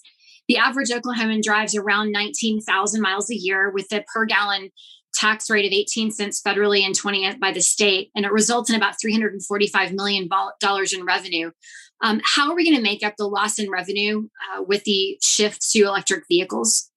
Yeah, it's a good question. We have to have a discussion about that, about how we fund our infrastructure. Are we simply going to continue to rely upon these user fees, as some have suggested, or do we want to take this on as a federal enterprise and say we need to invest in this infrastructure through our more generalized general fund or our special purpose funds? The bottom line is, I think that in this administration anyway, there's not a desire to raise the gas tax on everyday citizens. But it's this conversation about how you fund infrastructure, I think, is happening probably even as I speak among those who are putting forth various proposals. And I think it's a worthy discussion. Well, it's been a discussion in my home state. And as a matter of fact, I championed some initiatives to try to address it here a couple of years ago. So I think we need to be mindful as we're talking about infrastructure as a whole. It's not just charging stations or subsidizing electric vehicles, but there's also a very real need for infrastructure. And I think that needs to come first. And so I thank you for your time today. And Madam Chair, I yield back. Tonko's next. Thank you. Can you hear me? I can. Okay. Thank you, Secretary Granholm, for joining us today. And it's great to see you again. I appreciated the opportunity to engage with you in your appearance before the Energy and Commerce Committee last week, and look forward to discussing DOE's efforts to develop science and energy research, and was very, very pleased by your responses at that committee meeting. Wind power will play an important role in achieving our clean energy goals. And as we look to increase clean energy on the grid, innovation is key to greater technical efficiency and economic growth. For example, in my district, researchers at General Electric's Global Research Center in upstate Niskayuna, New York, are working on a way to make massive wind turbines float by themselves in the middle of the ocean. This technology could significantly increase the amount of offshore wind production, and I am excited indeed that New York's capital region is helping lead the way. So last Congress, my Wind Energy Research and Development Act authorized the Office of Wind Energy. What role can the Office of Wind Energy play in improving the efficiency, the reliability, and the capacity of wind energy technologies? Yes, thank you for asking that. Our Wind Technology Office, and of course our relationships with the labs who are doing all the research, so much of the research on this is obviously leading the way. I'm very bullish on these floating turbines as well. I know they're not quite ready for prime time, and there's a lot of effort right now going into making sure that they work, and that they are particularly in areas where a land-based effort is not that feasible. Often opposite from you, but on the West Coast, we're seeing a lot of effort in that. The notion, can I just say broadly on wind energy, it is really a top priority because we have so much untapped wind across the country, both offshore and onshore, along with solar, of course. And it's become not just one of our most reliable sources of carbon-free energy, but because of DOE's R&D efforts, cost competitive, cheaper than any other source of power now. So rapidly accelerating deployment of wind and solar is a big component of how we're going to build our clean energy economy and meet the climate goals of getting to 100% clean electricity by 2035 and net zero carbon emissions by 2050. But of course, there are those new innovation horizons as well, and we are deeply committed to them. The triple win of offshore, because not just jobs, huge jobs, right, in construction and manufacturing, good union jobs, the combination of proximity to population centers and high wind resources off the coast means it can play just a critical role in moving the country to the 100% goal. And we know that the president has committed to this national goal of 30 gigawatts of offshore wind by 2030. And so it is taking a whole of government coordinated effort between, DOE and the Bureau, the Department of Interior, and all of these entities that are really focused on making sure we can do this, including the Department of Defense, which often uses offshore as a way of doing maneuvers and are working with us to make sure we carve out areas that are capable for wind development. So bottom line, and let me just say, the administration about that took another big stride toward that goal this week with the announcement of nearly 400 square miles of sea off of the coast of California that it's going to make available early next year, which unlocks the potential for this Great American Wind Project in the Pacific Ocean. And it could be the first commercial floating wind project as well. So bottom line, I'm with you 100% on it. Very excited about it. Thank you. Thank you for the enthusiasm. What other additional DOE research is needed to ensure that we maximize wind energy's potential? Yeah, I think I would say a couple of things. One is clearly on the floating turbines. So, we've had conversations, and we know others have as well, with, for example, those who do the rigs for oil and gas, and those, platforms have gone through a lot. And so the wind turbines themselves that are floating have to withstand a lot of motion. And so the research related to the best sort of anchoring of a floating thing on top of the water is critical. And that piece of research is going on. Continual research on whether you can use offshore wind to also create green hydrogen. Can you put electrolyzers, for example, in the base of one of these massive wind turbines to create green hydrogen from the wind turbine? So stuff like that, a creative combination of things, whether you have a platform perhaps that is also doing tidal energy as below and wind energy above, that kind of research is very interesting, as well as materials science research continually on the blades. Those massive blades, the bigger they get, the more you have to have a very sophisticated strategy on materials. So all of that's super exciting. Madam Secretary, my time is up. I'll just tell you that Plug Power is an industry leader in hydrogen. They're located in my district.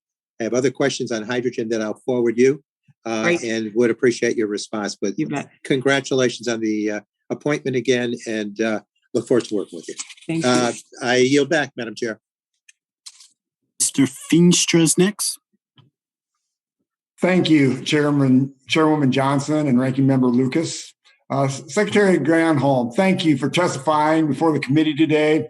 As you know, Iowa is a leader in our nation in producing clean biofuels, and my congressional district is the #1 producer of biofuels in the country. I appreciate the work of the DOE is doing to look at the innovative uses for our biofuels, such as helping decarbonize our airline industry and expanding their use as low carbon fuels.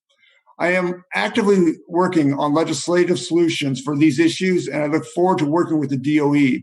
I also look forward to working with the DOE to continue to advance our biofuel industry towards being a net carbon negative fuel through innovation in innovative research. Today, I'd like to focus on some recent research findings and reports by your department. Secretary, earlier this week, the DOE Argonne National Lab released a study. I'll quote the headline for you. Corn ethanol reduces carbon footprint and diminishes greenhouse gases. This study showed that from 2005 to 2019, corn ethanol resulted in more than 500 million tons of greenhouse gas reductions, and carbon intensity and ethanol decreased by 23%. This shows that corn ethanol created significant emission reductions, and biofuels' overall carbon footprint is rapidly declining. Based on this data, would you agree with me that today's current biofuels have already created significant emission reductions in our auto sector? Yes, today and for the future as well. We got a whole biofuels and bioenergy team that's working on this. You mentioned the Argonne study. I'm glad you asked about that. Electric vehicles obviously have emerged as this great technology for light duty vehicles and cars and SUVs and pickups, but the heaviest duty transportation modes that really need energy density of liquid fuels, which is where biofuels obviously are going to play a critical role, and as you mentioned, aviation and marine fuels as well. So it's a very exciting area, and I'm glad to see that Argonne study. Yeah. Thanks, Secretary. Are you aware that in February of this year, the Energy Information Agency published their 2021 annual energy outlook, and it estimates that by 2050, liquid fuel vehicles will still account for 79% of the new vehicle sales. Did you note that? I saw that, yes. Yeah. I just want you to know that the Energy Information Agency has a whole subsection highlighting the gasoline and flex fuel vehicles, and we'll only see 16% decline by 2050. Given this, it seems wise to me that we continue investing and expanding in biofuels. My concern, Madam Secretary, is that even though the facts paint a clear picture that biofuels present a solution to automotive emissions, the Biden administration has hardly mentioned them when discussing the American Jobs Plan. Instead, Biden has called for $174 billion in spending in electric vehicles that the DOT projects will account for less than 20% of the vehicles by 2050.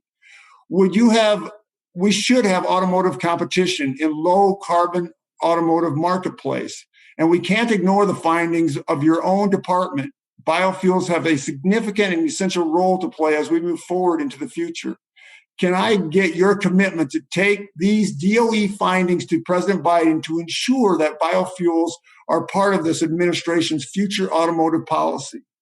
I mean, honestly, I believe that biofuels are going to be a big part of this administration's future policy with respect to transportation, as I mentioned, particularly on heavy duty and aviation. So I think that you're pushing on an open door.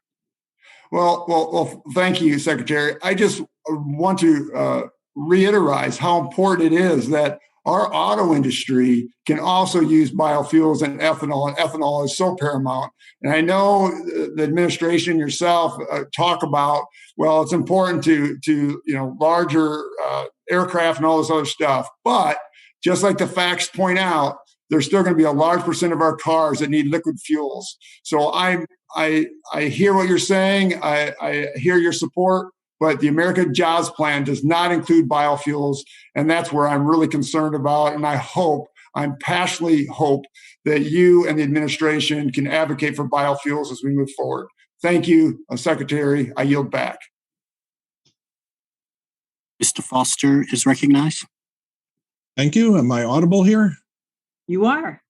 Okay. Well, Secretary Granholm, first off, congratulations on your confirmation and in taking what one of your predecessors, Governor Rick Perry, called the coolest job in the world.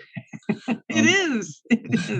So I'd like to use my time to encourage you to throw deep with major new investments in the sort of large science facilities and initiatives that the United States Department of Energy is really uniquely positioned to propose, to lead, and to execute. You have at the Department of Energy an organization with a unique capability and an incredible track record for successfully executing technically challenging large scientific projects. But for most of the last 10 years, the pipeline of those large transformative projects has been largely running dry, at least in the United States, because the U.S. science generally and DOE Office of Science specifically has been struggling even to preserve its already inadequate budgets. Over the last decade, we saw Paul Ryan budgets proposing 17% cuts to science. We saw the Trump-Mulvaney proposals for 100% cuts in various areas. So that for many of the last 10 years, even preserving a flat science budget sometimes seemed like a victory. As a result of this, the U.S. has been increasingly forced to become a relatively minor participant in large international projects rather than the host of world-leading scientific facilities that was our traditional role. But that attitude, fortunately, has changed, at least on the House Science Committee. It was over a year ago, well before COVID, that we were graced with the wonderful prospect of dueling Republican and Democratic proposals to double the scientific research budget. And they both concentrated especially on the fundamental scientific research that will be necessary in the long run to solve climate change, to meet our other challenges, and to preserve the U.S. leadership in understanding the mysteries of the universe. And I remember out on the campaign trail, then Vice President Biden, would oscillate between doubling and tripling the science budgets, which I guess is the range of flip-flopping that most of us can tolerate. So I'm really very proud that under the bipartisan leadership of Chair Johnson and Ranking Member Lucas, this committee is working toward a thoughtful and technically feasible reauthorization, not only for the Department of Energy, but across our entire science portfolio. That's the way our government and budget process should work. You could take the opening statements of our chair and ranking member, and you could interchange them without noticing the difference. And I don't know of another committee in Congress that you could say that of. But there is a long list of large science investments that are overdue, that are really overdue. For example, in fusion, as the large international ITER project is approaching the finish line, the international community is now looking at the design and the site of the next machines. Good candidates for this include a next generation ITER like tokamak, perhaps at a significantly higher field, or perhaps an optimized stellarator, the U.S. invention, which was successfully prototyped in Germany, that promises a simpler and more economical operating path for fusion, or many other designs. And there are many similarly large new projects, many waiting in the wings for over a decade in high-energy particle physics, in bioinformatics, quantum, cloud-based biology, neuromorphic computing, the list goes on. There are opportunities for big new investments in DOE also outside of the Office of Science. At NNSA, after a decade of progress at NIF, we are now in a position to write down the design of a next-generation laser ignition facility that could reliably be projected to achieve robust laboratory-scale thermonuclear fusion, which is perhaps the most scientifically exciting use for our stockpile stewardship workforce. And many members here have mentioned the nuclear waste problem. And while we have struggled for decades with the politics of nuclear waste storage at Yucca Mountain, in Europe, there is a project underway to demonstrate that instead of finding some place to store long-lived nuclear waste, you can simply incinerate it using a charged particle beam that's very much like the one the spallation neutron source at Oak Ridge uses every day. But unless we make these big new investments on these large new projects, our competitors are going to get there first. So I'd like to echo Chair Johnson's observation that a 5% increase doesn't really cut it for the Office of Science, and I hope that we do better when this procedure settles out. So throw deep, as I said. The Department of Energy team has a lot of good receivers, and they are wide open and they are far downfield. In Congress, we are ready to hand off the ball to you, the budgetary football, but you have to call the plays. You have to hit the open targets. You have to put a few scores on the board, and we can have a pretty good first quarter. And I have now used up my time, but I look forward to working with you. That was beautiful. Thank you for that. Ms. Kim is recognized. Okay, thank you. Thank you, Chairman and Ranking Member Lucas, for holding this important hearing. And I want to thank you, Secretary Granholm, for being with us today. You know, unfortunately, residents of my home state of California have firsthand experience with energy infrastructure that cannot meet the demand. Like last summer, over 800,000 customers suffered power outages over the 2 evenings in August. You may recall that. Californians only averted another round of rolling blackouts in the coming days through emergency measures and voluntary conservation. And California adopted a requirement that renewable energy and zero carbon resources supply 100% of retail electricity by 2045. So as this plan requires fossil fuels to be phased out, are advances in grid resiliency keeping pace with the increased use of renewable energy necessary to meet the standard? I'm sorry, the question is, are advances in grid resiliency yes, keep pace with the increased use of renewable energy necessary? Yeah, we clearly need to do both. I mean, there's no doubt that the grid issues, I mean, California's grid issues are a combination of things, right? One of them is that you've got an old grid, and I mean, the grid is on poles that were put up in the 50s, and you need to underground, not you personally, but California needs to underground the wires so that it is resilient from wind. A lot of the outages had to do with anticipated high wind events where we didn't want to create fires. And so people, saw their systems shut down as a result of that. We shouldn't, in the 21st century, we shouldn't have that kind of a system. A grid should be resilient, it should be reliable, it should be secure, and we should have enough capacity to be able to meet the energy needs of our citizens. And we need to work on that in California. I think the importance of investing in the technology of grid and what the American Jobs Plan is a signal for this. Being prepared means a lot more than having a plan. It means making the investments in the transmission system and the generating resources. The grid itself has got to be resilient enough to be managed under various extreme weather circumstances, and that challenge is connected with the generation. So bottom line is it's very complicated, but we have to invest in the basics, which is a grid that is underinvested in. And California doesn't have the resources to pay for it all by itself. So this is why we need to have an aggressive public-private partnership with the transmission operators to get these new lines built and to underground the lines that we have. So how are DOE's research and development activities preparing utilities to address that high demand on hot, windless days as temperatures peak in the afternoon and early evening, while solar generation decreases as sunset approaches?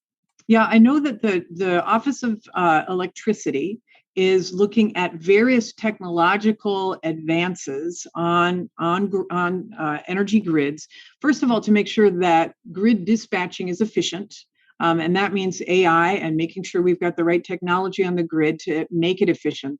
But it also means that we have got to invest in the kind of wires that are resilient. So that means replacing a lot of wires, making them resilient to heat, making them, further research and development to lowering the cost of undergrounding where it's appropriate to be able to do that. So a lot of the work that we are doing is learning from what has happened both in California, in Texas, and across the country to make sure that but ultimately we need to invest to upgrade the system. In Europe, they do a huge amount of undergrounding of high speed, DC wires, and they underground them in trenches, and they may run underneath agricultural land. You don't even know that they're there. They may compensate the owners for it. So there's a lot that we could be doing policy-wise to shore up Secretary, and I harden got our 30 grid. seconds left, Yeah, so let me reclaim my time because I want to express my concern that a shift to renewable resources for which our grid is not prepared could increase the frequency of blackouts. And I believe you have stated that our country's electric grid is unprepared for extreme weather events such as wildfires. So in your opinion, what is the greatest challenge in improving grid resilience and minimizing service disruption in areas frequently threatened by wildfires? And how is DOE addressing this? Yeah, I mean, honestly, what we have to do is invest in the grid to harden our defenses. It doesn't mean that we shouldn't be adding capacity like clean energy to the grid. It means we have to add capacity and we have to shore up the existing lines and wires, whether it's undergrounding or adding the microchips that make it smart for dispatchable power to be sent where it needs to go at the time it needs to go. So, we have to invest in all aspects of the grid, including cyber. But right now we have really turned our back on the grid. And this is why this is a moment. We're all in this moment of being able to say, this is a time to invest in this piece of infrastructure. And I would really posit that while we're talking about infrastructure investment, investing in the grid is infrastructure. Okay, well, thank you so much. I think my time's up. I yield back. You bet. Thank you, Secretary, for being with us. Mr. Ross is recognized. Thank you so much. And Secretary Granholm, I could not be happier that you're where you are. Clearly, you're thinking the right way and you're thinking about the future, which is the most important thing. I represent the Research Triangle area in North Carolina. As a matter of fact, I've seen you at NC State University talking about renewable energy and clean energy. And by the way, the chancellor told me he really wants you to come back. So this is an open invitation to come back to NC State. And I've learned that both NC State and Wake Tech Community College, which is very near NC State, have programs in cybersecurity, training up the next generation to help us avoid problems like the Colonial Pipeline crisis that we experienced so directly here in North Carolina. But because so many of my colleagues have asked you questions that I was going to talk about, including the one on the grid, great answer, and the one about offshore wind, I want to focus on something that we are not hearing enough about, but I think is really a big part of solving the climate crisis. And that's energy conservation and making sure that we have better buildings and ways of making sure that we have energy resilience. And so the less energy we use, the less energy we have to produce.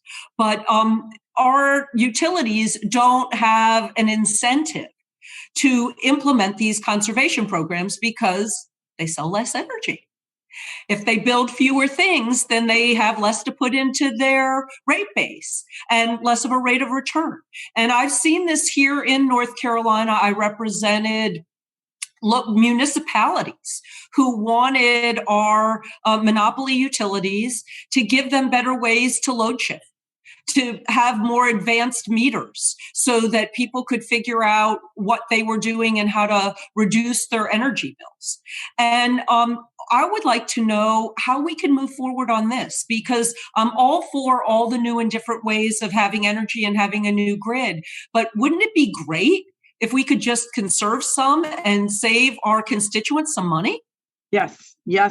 I mean, both have to happen. We have to generate renewable and clean energy, and we have to have energy efficiency, and we have to put the incentives in the right spots, right, for the utilities to be able to produce what used to be called the fifth fuel, which was energy efficiency. This is why having a clean energy and energy efficiency standard, which is what is contemplated in the American Jobs Plan, is such an important piece of things. Utilities can see the benefit if you put the incentives in the right places. We did this in Michigan. A number of states have done this. There are ways to construct it. And I would say the American Jobs Plan as well gives allows us to shape state block grants that would reward states that do that reward efficiency. I mean, say, there's a big emphasis in the American Jobs Plan for increasing weatherization and building, retrofitting homes and buildings. And honestly, the energy efficiency piece, it's not just about the climate, it's really about the climate, but it's not just about it. It's also about people. I mean, when you think about how much particularly poor families pay up to 30% of their income on energy, it's just wrong. We need to have secure homes that don't leak, and it would be wise for us to make sure the incentive structures are accurate and right and placed in the right way, so that we can incentivize the building back better for all communities.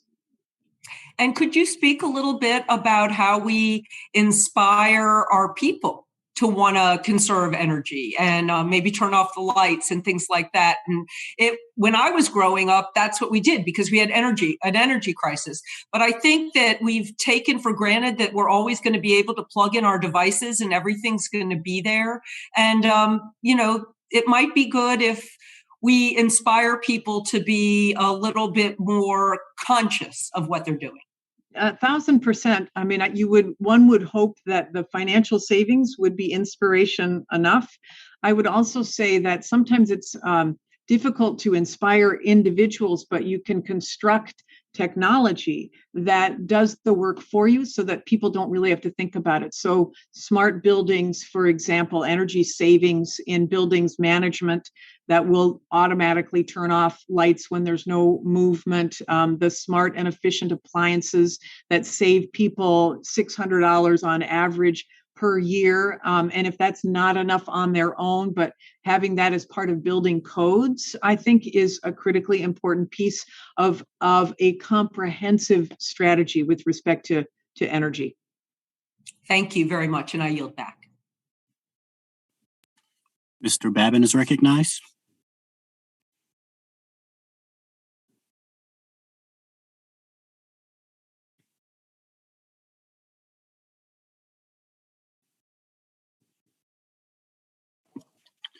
Mr.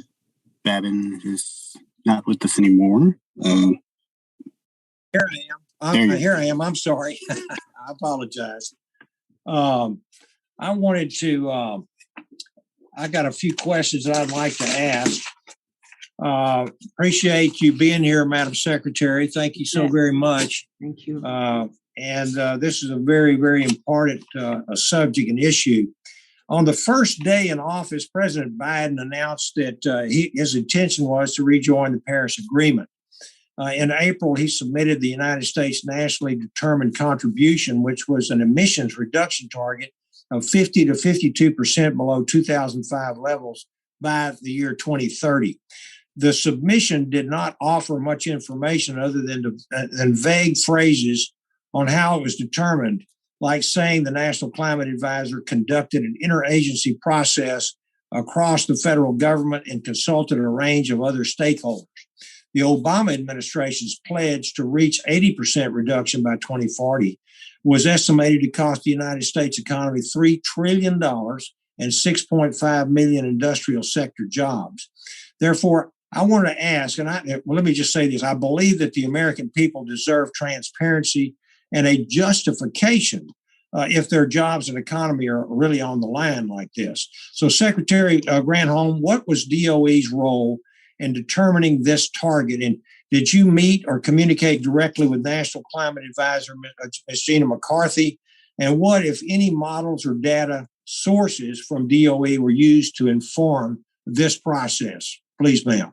Yeah, thank you for asking that. Yeah, it's part of a whole of government approach. We are all about making sure every agency is looking at this. They used a number of resources, economic models. I've certainly talked with them, et cetera. And the whole point is that there are a number of paths that one could get to. You ratchet up one a little bit higher, one maybe going a little bit lower, but there are a number of reports out there that are publicly available that suggest that there are different paths to be able to achieve getting to that goal of 50% reduction or 50 to 52% reduction by 2030. Yes. Okay, well, I understand. And now the second one, I want to pivot to touch on a topic relevant to my role as the ranking member of the Space and Aeronautics Subcommittee. The ability to use nuclear power and propulsion systems safely, securely, and sustainably is vital to maintaining and advancing U.S. leadership in space. The National Strategy for Space Nuclear Power and Propulsion was issued last year in an effort to increase coordination and collaboration across all relevant federal agencies and maximize efficiency and return on taxpayer investment. Additionally, capitalizing on the commonalities among space nuclear power systems and terrestrial nuclear systems, especially fuels or fuel variants, could shorten the timescale for the development of critical capabilities. And Secretary Granholm, how is DOE coordinating with other federal agencies on existing and future space nuclear power initiatives, especially with an eye towards future applications of the department's current R&D efforts? And how is DOE engaging with the private sector to meet the needs of civil and national security space? And one instance, should agencies consider issuing a request for proposal for the development and construction of an in-space or lunar surface power reactor system or demonstration? I know I packed in about 3 questions. Wow. you got a lot in that. I'm sorry. It's all right. So let me just say I'm excited and really proud of how the Department of Energy assists NASA in its important space exploration missions.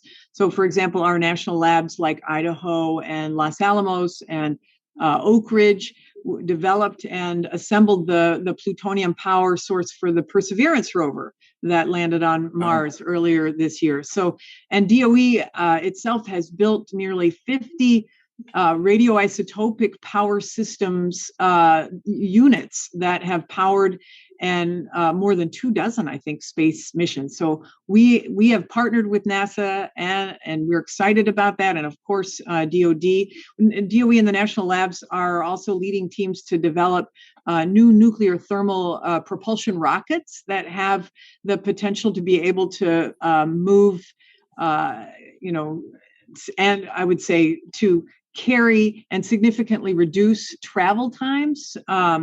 And we're also working with the Department of Defense on the development of fission power systems, especially microreactors that could perhaps provide surface power for missions on the moon and maybe even Mars.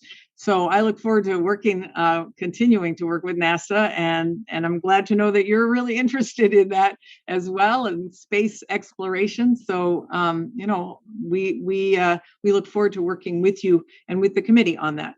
Well, thank you so very much, Madam Secretary. That's a very good answer. And so with that, Mr. Chairman, thank you. I'll yield back. Appreciate this informative hearing. Mr. Christ is recognized.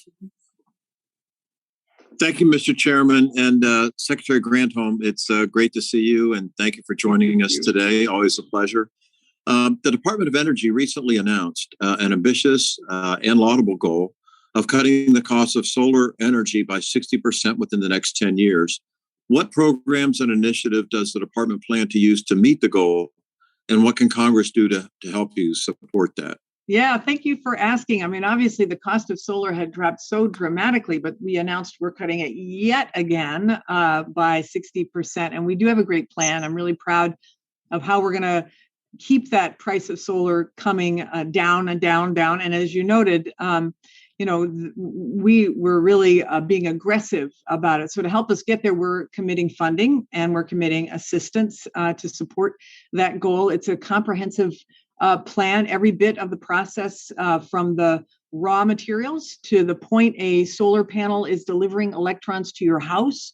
It includes this plan that we're getting there to reduce by 60%, includes continuing the front end R&D on material science to develop lower cost and higher performing solar technology, like our work in perovskites as one example. Just this past March, we announced more funding for that effort. And it also includes things people don't even think about, like, for example, the soft costs of permitting and siting. So there's those soft costs, they are a big part of why, as cheap as solar has gotten, it's still more expensive to install here in the United States than in other countries. So as one example, we are partnering with state and local governments to use this online permitting tool so that people can get standard rooftop solar permitted instantly, rather than waiting for months. And our solar office, I hope I'm not getting ahead of myself here, but we're going to be announcing this, launching this app next month to completely eliminate the soft waiting time, et cetera, and the costs associated with that. So you can appreciate the role of getting all these distributed energy resources online in Florida for sure, and making sure that they're benefiting Floridians. Long story short, there's a lot going on in this area. I'd be happy to have your team connect with our Solar Energy Technologies office if you'd like even more detail.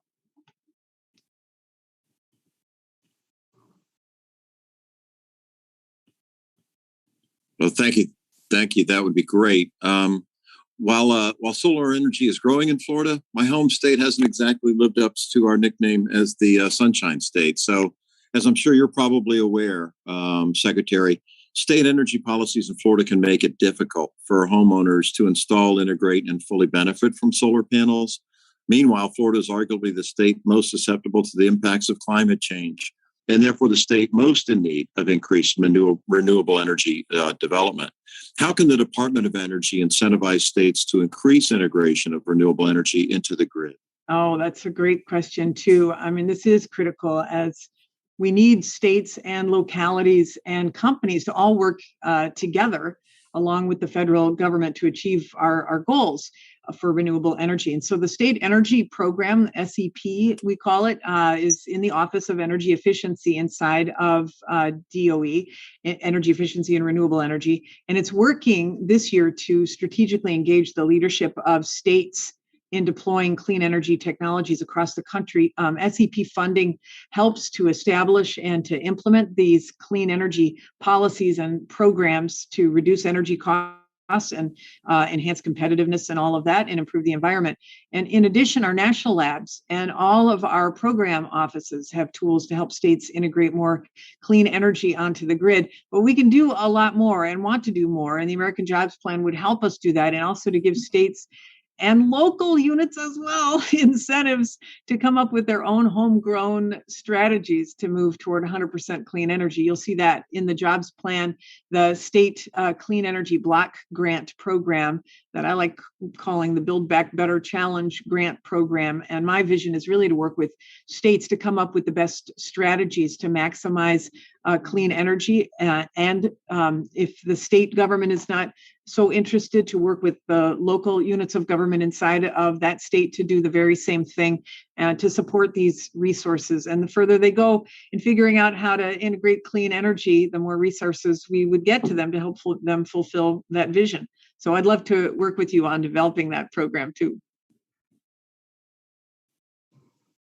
Thank you, Madam Secretary. I truly appreciate that, and I yield back the balance of my time. Mr. Obenolti is recognized. Thank you, Mr. Chairman, and thank you, Secretary Granholm, for what's been a really fascinating hearing. And in your testimony, you mentioned the problems with the Colonial Pipeline and the threats to the civilian supply chain. And obviously, that's something that the committee here has been very concerned about also. We had an investigations and oversight hearing on that exact topic this week. Although we were focused more on the government supply chain, obviously the economic supply chain for the rest of the country is even more important. And I'm wondering what you think needs to be done to try and address those vulnerabilities, because unfortunately your job is even harder than the job that we were looking into, because you run the risk of over-regulating if you require everyone to comply with something, and also you create changes to the competitive landscape when if you were to require things that only large companies were positioned to comply with. So what do you think needs to be done about this, and how can we help you get that done? Yeah, I appreciate you asking. It is really a sensitive issue, because you want to encourage innovation, and you want to encourage adaptation of whatever the solutions are that you are promoting, but you also you want to make sure that everybody can do it, right? So, you're aware, of course, since you guys had a hearing on this, and you saw this week that the TSA who has regulatory authority over pipelines, right? So, but up to this point, it's been voluntary. On the electricity side, that the utilities have really been grateful for the fact that there are some minimum standards that are on their end, and that they use to make sure that the transmission grid and distribution system is as safe as possible. One wonders whether we can borrow from what is happening on the electricity side to put over to the oil and gas side to make sure that we at least have knowledge of what is going on. So, for example, on the electricity side, many of the transmission operators have technology that was developed by PNNL actually, and is on the grid, called CRISP, and it identifies when there is a threat, a hack, etc. And it also alerts PNNL, it alerts those who are monitoring it, and CSER, and make sure that our intelligence community is aware, especially if there is an international threat.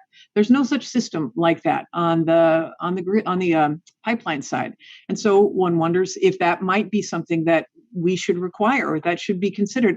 The utility community is all in on making sure, because they see it happening, and so should the folks on the pipeline side. So TSA announced this week that it was going to be requiring pipeline operators to tell them when there was a hack. And I think that's an important step. And the final thing I'll say, I'm sorry to go on, but I think it's a really important question, that NIST over at the Department of Commerce has developed some basic cyber floor, I will say, that entities should be using in terms of cyber hygiene. And I think that having some basic requirements on these systems is important because we have to continually upgrade, but we also need to make sure that everybody has some basic protections on systems that we all benefit from. Sure. Thank you. That was a great discussion. And I think you're absolutely right. The point that came up over and over again in our subcommittee hearing earlier this week was that it's not enough for NIST just to upgrade guidance. Now, it's going to require some kind of, and if not regulation, then maybe some automation, as you say, to highlight the vulnerabilities that we have in the supply chain, because otherwise this is just going to continue to happen to us. Agreed. And then lastly, if I could ask you about some of the research programs at DOE. I know you share my concern for the U.S. falling behind in its competitiveness in programs like exascale computing and artificial intelligence, things that really have the capacity to fundamentally transform our economy. And I think it's just vital to have to maintain our competitive stance there. What can we do to better assist the DOE with implementing those programs? Because my concern is not just the basic research, but also vocational training for the next generation of Americans to prepare them to compete in this space. Yeah, I mean, I agree with you that we have to continue to build out the STEM workforce. I think that you have a master's degree in artificial intelligence. Are you like the only one in Congress that may have that? That's pretty amazing. I haven't researched that. I don't know.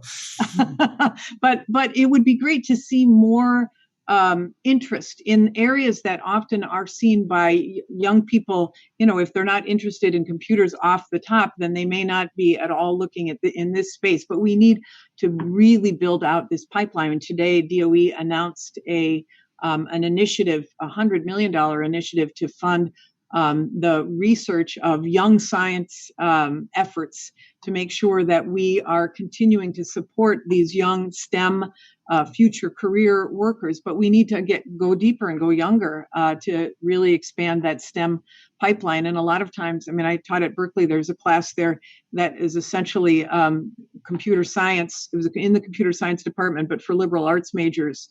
And the number of women, the number of diverse folks who took that class because they felt it was less threatening, perhaps, was amazing. They had enormous success. We need to be thinking about how young people view it. And if they don't see themselves as a math person, they might not be interested in going into this field. And I think we've got to be more creative. I will say that the labs have been great about expanding the STEM pipeline and really focusing. And now this is our effort inside on a diverse STEM population, because in the space of artificial intelligence, in the space of designing programming, if you don't have good inputs, you're going to have bad outputs, as you know. And if you don't have a diverse population, at least providing some of those inputs, you're going to see like what we did with the facial recognition software, way over identifying African-American men, for example, in the criminal justice space, et cetera. So we need to have a diverse pipeline of inputs and of STEM workers in order to be able to achieve what we want to achieve. Wow, it's an exciting initiative, and I know we're looking forward to working with you on that. So Great. Thank you very much, Secretary Granholm, and I yield back. Mr. Kildee is recognized. Thank you. And hey, Secretary Granholm, how are you? It's good to see you. I am great. It's great to see you too. Yes, to you and Dan. Congratulations again on your confirmation. It's good to have you as a Michigander, as a Midwesterner in this administration, particularly in this role. Obviously, we're focused very much on the auto sector and knowing that the future of the automotive industry is electric. We know that we have to act boldly and aggressively. If not, China will lead the future of this industry. And we have to have specific and strategic federal policy to make sure that American workers and American companies can compete in this 21st century economy, particularly in this space and particularly given the ascendancy of China in this particular area. Right now, electric vehicles make up about 2% of vehicle sales. So as you know, and we've chatted about this, I'm working with Senator Stabenow to extend and to expand the electric vehicle tax credit to increase demand for electric vehicles and to lower costs for the purchase of those vehicles for consumers. But that's just one of the tools that we need to help grow this industry. So as you and Representative Stevens discussed earlier, at the Department of Energy, there's a program, the Advanced Technology Vehicle Manufacturing Loan Program, the ATVM program, which provides loans to support the manufacture of advanced light-duty vehicles. So far, this program has supported the production of more than 4 million advanced technology vehicles. Unfortunately, however, past administrations have not used this program as Congress intended. And as such, there hasn't been a loan dispersed since 2012. There are billions remaining in this loan authority, and I would like to see it used more aggressively to help us essentially take an all of the above approach to making sure that we're going to win the future. Do you have thoughts on how to use the ATVM program to support production of EVs and to create those really good paying jobs that we know they can create right here in the U.S.? Yeah, thank you for asking this question, and thanks for your leadership and concern, especially about expanding the definition of what is available for access to the ATVM program, including heavier duty vehicles. So you are aware, I know, and for everybody who may not be following this so closely, we have brought in a fellow named Jigar Shah to run our loan programs office, which includes the ATVM loan program. And he comes from the financial world and is completely obsessed with retooling the loan program to make it accessible. I mean, it has been moribund, not just the ATVM, but the other loan program office and opportunities. Before, I mean, LPO had demonstrated great success in providing financing, for example, to Tesla as an EV startup, right? And it recapitalized Ford's manufacturing plants in a number of states, and it also helped to refinance the Nissan plant in Tennessee. But there are we just need to go further. I mean, there have been a series of hurdles that were set up at the loan program office that made it inaccessible, not just to those big players, but to smaller players as well. And we want to, let 1,000 flowers bloom. And that means allowing, bringing down some of the initial costs that make that a barrier to entry, et cetera. So Jigar Shah is working on a whole plan on this. He is an impatient soul, and I think you will be seeing some results from this very quickly. But we know this is a huge opportunity, and we are not going to miss it. Well, I appreciate that. Changing the subject just slightly, and you may have touched on this I've had to come and go during the hearing, but I wonder if you could comment on your department's strategy around research on storage, and the whole broad range of issues around energy storage. Obviously, with renewables, one of the challenges we have is dealing with peak demand. One of the ways to address that is with more effective technology related to energy storage. Is there who's got the tip of the spear on that research, and what's the US DOE's role in that? Well, there are a number of labs that are doing research on storage, but I will say, and I just came from a virtual tour of one of them, the Pacific Northwest National Lab, where we have this whole grid storage launch pad particularly on energy storage, on utility scale storage, and that is very exciting. We have a whole the Vehicle Technologies Office is doing a huge amount on batteries, and the storage component of it, we want to bring down the cost of utility scale storage, and we'll be announcing an initiative on that in the next couple of weeks in terms of a challenge to be able to get it down to the cost that we need to have it be readily adopted. The ARPA-E has been focused on that as well, and has announced challenges related to storage and materials. We've looked at critical minerals as a component of the need on the vehicle side in particular, to make sure that we have the capacity in the United States to build the batteries in the United States. And so making sure we are mining in a responsible way for these materials. So for example, DOE has funded in the Salton Sea in California, has helped to fund a project has been funded by BHO, which is a responsibly mined geothermal project where we pull lithium from the Salton Sea. And that lithium is being used now in vehicle batteries, or will be used in vehicle batteries. It's just starting up. So the bottom line is we have to look at the supply chain of energy storage from soup to nuts, and from vehicles to utilities. And the 17 national labs, I would say probably half of them have got energy storage initiatives working on different components. We're coordinating and working on different components to make sure that we are being responsible. And I will say thank you to this committee that adopted the Better Energy Storage Technology Act, the BEST Act, from the Energy Act of 2020.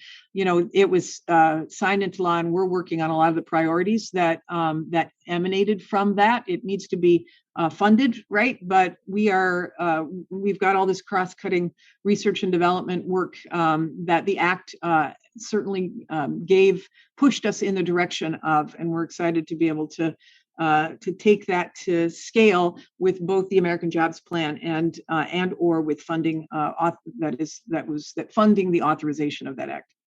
Well, thank you very much. I really appreciate your thoughtful approach to all these issues. Keep up the good work. I look forward to seeing you in person soon. Very good. Thanks. Mr. Sessions is recognized.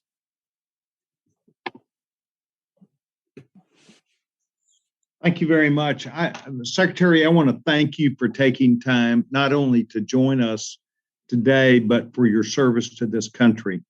I think it's important that as this committee engage you and other members engage you, we give you the real sense that what we're trying to do is to move forward that best positions the United States to be prepared for its future. And one of the things that we have talked about in earlier committee hearings is American competitiveness. And American competitiveness means that we grow what we have in our universities, that we grow in our labs, and we grow in collaboration with public-private partnerships with companies that can take on perhaps more specific things and take things further down the road. One of the things that I would say to you is that in your role, I wholeheartedly encourage you to know that a viewpoint that is not always shared by everyone is a word that we use, all of the above. And that is that we believe that if you live in the Northwest or have something that is where you have hydropower, good for you. If you live in Texas, or if you live somewhere where the resources might be different, or in the Northeast where they might be entirely different, that you utilize those that make sense. In Texas and in the Southwest, it is natural gas. What my point to you is that it is my hope that you will know that this committee wants your leadership. We expect you to aim to the best and lead to the best.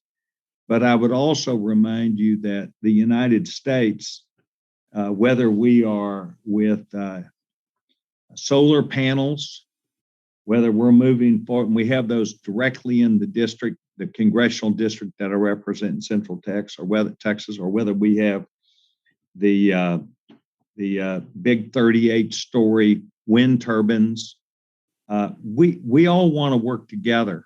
And it's my hope that as you do champion those things that are clean and better energy, please remember that there's also people like my family and others that have disabled children, and people who come home with a loved one who may have been in the military, and they have to have a big SUV because they have a disabled person, perhaps a wheelchair or some other things.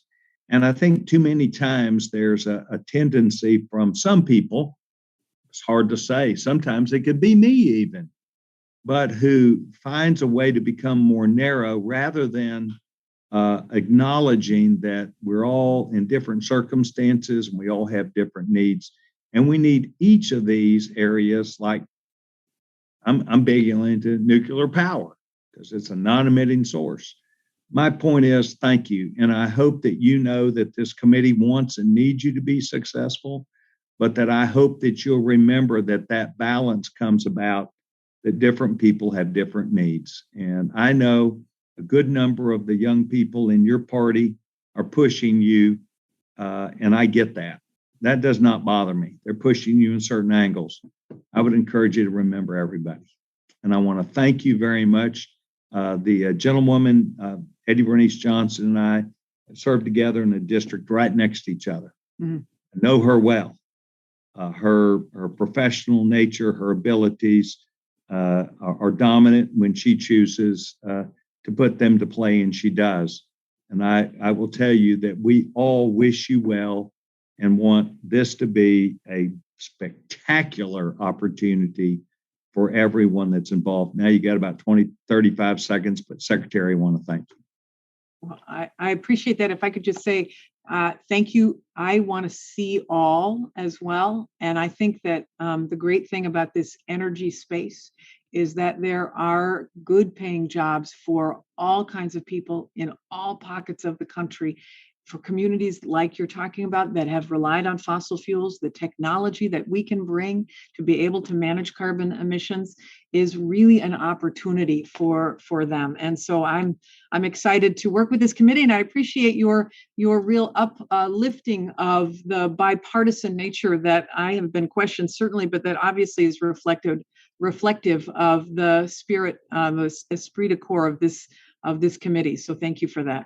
Yes, ma'am. Well, I've only got 23 years in, but if I can be of assistance to you, Ed Perlmutter and I are good friends. Eddie Bernice, Chairwoman Eddie Bernice Johnson are good friends. We wish you the best, and quite honestly, we need you to succeed. And thank you very much, Madam Chairman. I yield back my time. Mr. Byers recognized. Thank you very much, Madam Secretary. Welcome. It's been really fun learning so much from you. And I think it was pretty weird that we had all those football analogies from the only PhD physicist here. And I've been trying to rewrite my notes to do that, but I can't. So as you probably know, we've put together an informal fusion caucus here in the House. Democrats and Republicans, the Science Committee, a lot of folks on the Energy Subcommittee in Appropriations. And recently sent a letter to you, which you and your staff, very polite response, which was thrilled. We didn't get any responses the last 4 years. And our letter specifically asked that you highlighted the energy programs and Connor Lamb's Energy Act of 2020, which included alternative and enabling concepts, milestone-based development program, design of future fusion systems, full support for the construction of the ITER project on time and on budget. And I just love to get your sense of your commitment and DOE's commitment to following through on all these fusion energy landmarks we've set out. Yeah, thank you for asking. I do feel like, as I mentioned earlier, that fusion is kind of the holy grail. If we can crack that code, it solves so much, right? So the ITER project is going to be a key step toward the eventual development of fusion energy. And so I think it's 72% complete to achieving the first plasma. But I think the impacts of the COVID-19 pandemic are still being evaluated in the system. But our U.S. project progress on it, I think, is about 67% complete. So we have finished 2 of 12 of the hardware in-kind contributions, and we're seeing that the funding below the project's approved baseline has hampered our ability to provide the in-kind components and systems in a timely manner. So I look forward to continuing to work with Congress to help ensure that the U.S. can effectively aid the completion of the project. And on fusion more generally, the Fusion Energy Sciences Program within the DOE Office of Science is building the foundation that's necessary to develop a fusion energy source separate from ITER, or in parallel with the 22 budget request. Invests in transformative R&D to accelerate progress toward fusion energy. And it includes investments in additive manufacturing and in quantum information science and artificial intelligence. And it's also going to support the D3D National Fusion Facility, which is a world-leading fusion experimental device located in La Jolla. So bottom line is we are in on fusion. We think its progress is enormous. And it may not be in the times we are serving here. Who knows? It may be we're looking to the future, to our children or grandchildren who will be able to benefit. But nonetheless, as I often say, leadership is sometimes planting trees under whose shade you will never sit. Okay, but I'd love to get a reset on that, because that's sort of what we heard all of our lives. And we talked to a lot of physicists in the last year who say, stop thinking about 25 years or our children or our grandchildren. All right. Let's think this decade. And let's also not just think ITER, which is the classic big government approach. There are at least 9 small fusion energy companies, commercial companies in the US that have a couple of $1 billion invested in them already. Some doing the Stellarator, some doing tokamaks. We met with the National Academies a couple of weeks ago, and they were like 2035 to 2040. But Commonwealth Fusion, TAE, some of these others, I'm really interested in, I only have 50 seconds, but getting DOE and your fusion efforts combined with the small, aggressive people who can make it happen fast. Yeah. 1,000%. We're doing this through Infuse, the Innovation Network for Fusion Energy, which is working at ways to support the public-private partnerships with these companies that are looking to make quicker advances. So I don't mean to suggest that we're only going to get it long-term. I know that is what everybody says, but we are proceeding with these smaller efforts through Infuse. I just think we got a vaccine in under a year. Good point. In fact, we got it in under 2 months, Good and point. it took a year to get it out there. We need to think about fusion energy that way. All and right. the Holy Grail is perfect. There's a German phrase, Eierlegende Wollmilchsau. Oh, I'm never going to remember that. Lays eggs, gives you wool, gives you milk and bacon. And that's what fusion energy is for the future of this planet. Awesome. So thank you, Madam Secretary. Thank you. Mr. Myers recognized. Thank you and welcome, Madam Secretary. I think the last time we met, I was a cadet at West Point, and you were the governor of the state of Michigan. Oh so my it's gosh. great to it's good to see you again, and congratulations on your confirmation. Great to see you. I want to kind of root it back into Michigan a little bit. I know that really a priority of this administration's energy plan has been around supporting green jobs, supporting jobs in the energy sector, and being mindful of the implication on some of the transitions that are underway, what implication that will have on the labor market more broadly. I'm sure this issue came up when you were governor of our great state of Michigan, but recently the Enbridge Line 5 pipeline that starts over there in the Wisconsin-Minnesota border, crosses through the Upper Peninsula, crosses under the Strait of Mackinac, and then heads over into Sarnia.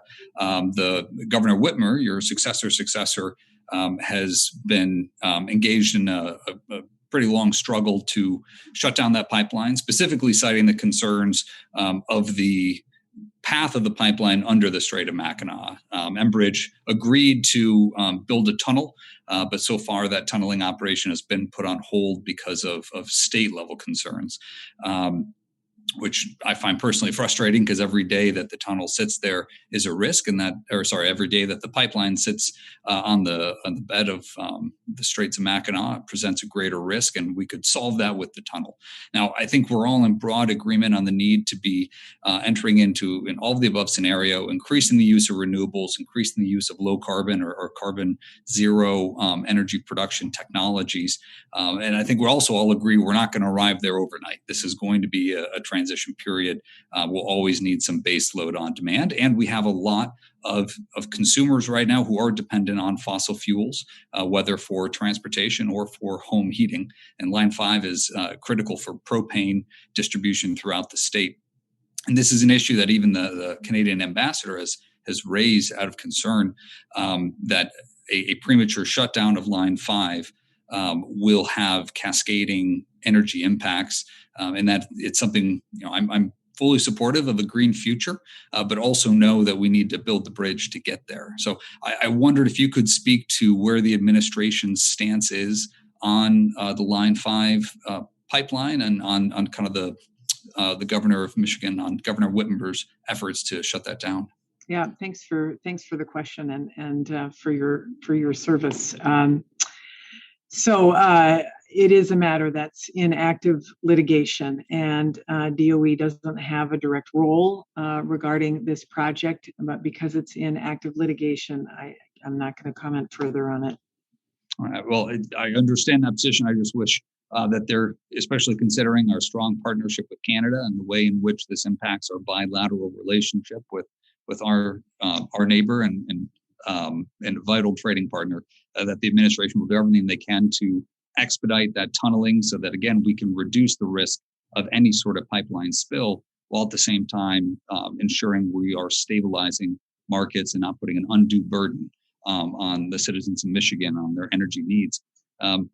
And especially given some of the initial steps towards shutting down the Keystone XL pipeline. And again, we're in a transition. We need to be managing it well rather than kind of more signaling measures. But on a more positive note, also wanted to say, the DOE MSU facility for rare isotopes is in our state as well. It's cutting edge. We're really excited about it on the research side. I think we went back to 2001 when the concept was originally considered, and cost estimates were initially $1.1 billion. Now we're looking at, through a cooperative agreement, a total cost of around $730 million, so significant cost savings. In these tight fiscal times, how are you considering innovative measures at DOE to support world-class research, but doing so in as cost-effective a manner as possible?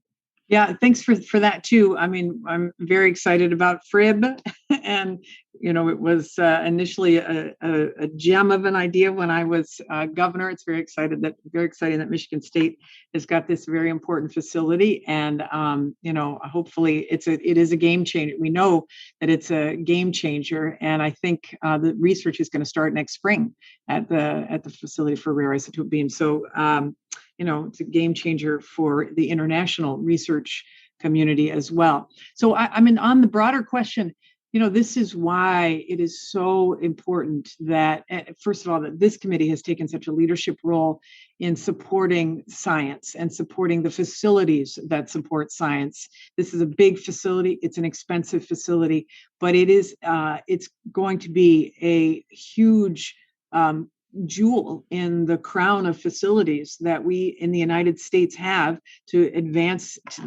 research.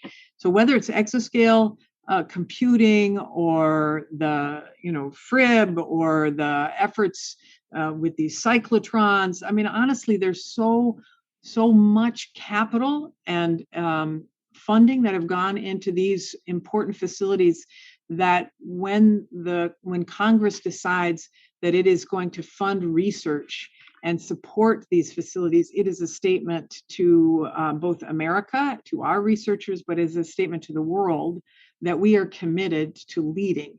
And so I'm grateful at the very start of this that our chairwoman said we've got to really double down and support the Office of Science, and of course under the Office of Science, all of these facilities, which are the great labs and the expensive facilities that the American taxpayers have paid for, but that are producing great results. So thanks for raising that, and thanks to the committee for continuing to support it. Thank you, Madam Secretary. I yield back. Mr. Caston is next. Secretary Granholm, so nice to see you again. I know I've always been impressed by you, but my goodness, your patience and your knowledge on this hearing is it's astounding. So thank you so much. And I think also as a child of the 80s, I think of this as a Clash song. Some of my older colleagues may think of it as the Crickets, but when you fight the law wins. And it is so refreshing to have a secretary at the Department of Energy who is not trying to fight the laws of physics and win. So thank you. Thank you. We'll do our best not to violate the laws of physics. Well, not to fight them, right? You can't violate them. I want to ask you a couple of questions, sort of more in the context of your position, as one of the senior advisors to the president on our climate policy, maybe beyond your role at the DOE, but certainly including. I'm so impressed by the seriousness with which the Biden White House has approached climate change, recognizing that what's necessary may exceed what's politically possible and the laws of physics will win. The goals, as I understand it, 50% reduction by 2030, net zero by 2050. And and here, as I know last week, the IEA, which I don't think anybody would think of as some, lefty, uber progressive organization, came out and said the path to net zero is narrow. Staying on it requires immediate and massive deployment of all available clean and efficient energy technologies, and that there is a large and growing gap between the stated goals of nearly every nation and their actual policies. And so my question, and I think I know the answer to this, and I don't want to put you in a difficult point, but I would just love to get you on the record. As ambitious as the Biden White House goals are, do you think they are more or less ambitious than what the IEA is saying we must do? Well, I would say our goals for our, for our commitments are extremely ambitious. But we also have to lead in a way that holds other countries to their goals, right? I mean, we have to make sure that everybody has equally ambitious goals, not equally, because everybody's in a slightly different place, but that we hold these countries to the goals of getting to the the reason why they signed on, 196 countries signed on to the Paris Accord, is because everybody agrees to net zero carbon emissions by 2050, and that's the way we're going to hold climate change down. So I think that many components of the report that the International Energy Agency discussed were really helpful, because it did set people's hair on fire, as you alluded to. They mirror the priorities that you see in this administration's approach. It's why, John Kerry has been going all over the world to hold other countries' feet to the fire. It's why when the president held the Leaders Summit here, he did it as a way of saying, yes, America's back and we're serious, and we want you to be serious too. And we want as many of you to articulate goals and then show us how you are going to achieve those goals. And, 100% zero carbon electricity is the basis for getting to a net zero economy is a big lift. We know, but we also know that the technologies exist today to be able to get there. And so it's an exciting time to be for the United States to be at the helm of this, pushing other countries, because in addition to the climate goals, there's also the economic opportunities that go with it, and the president is focused on both. Yeah, no, and I guess I'm and maybe I'm inartfully asking the question, but it strikes me that we are always in this line of work that all of us on this call have, having to grapple with the need for political compromise, and the laws of physics will win every time. And if your view is that we are being way more ambitious than we need to be in your plan, and we have room to compromise, let us know. My sense is that we need to at least do what's in that plan. Yes, then make sure our international partners do as well. Yes. Yes. Yes. I'm sorry. I should have just said yes to your question. Well, I had some other stuff I wanted to talk about, and we're running near the end of the time. But I would just ask you to, I hope can continue to not fight the laws of physics. And it doesn't matter why we fight the laws of physics. Maybe we fight them to appease our donors. Maybe we fight them to appease our voters. Maybe we fight them in the name of finding room for bipartisan compromise. It doesn't matter why we fight them. The laws of physics are going to win every time. And stay strong, and we've got your back, and let us know how we can help. Appreciate it. Thank you so much, Congressman. Bowman is recognized. Thank you. Secretary Granholm, thank you so much for joining us today and for your leadership in advancing a bold energy transition that weaves in equity throughout. I'm wondering if you could tell us more about your overall vision for energy justice and what that means to you, and your approach to implementing the Justice 40 initiative at DOE. Thank you for asking this question. I mean, first of all, the president has made sure that Justice 40, EJ 40, is embedded in everything we do. And so that means that can't just be words. It has to be actions.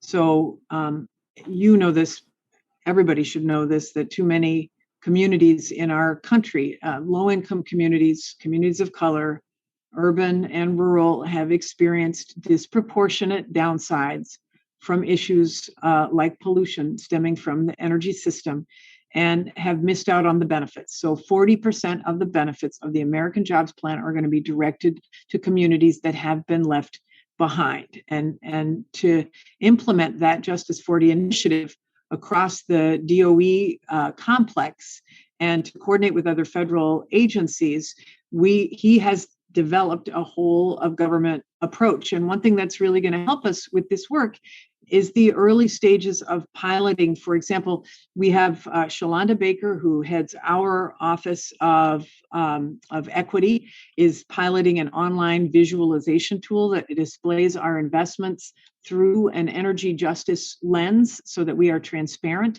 about where these funds are going and which communities are benefiting. It's going to show DOE spending data and then overlay the data from indicators like EPA's EJ Screen tool, which shows the communities facing the worst pollution, for example. So, we are focused on making sure we right historic wrongs with this. And as we do this, and that's in communities of color, it's also in coal and power plant communities who also have felt left behind.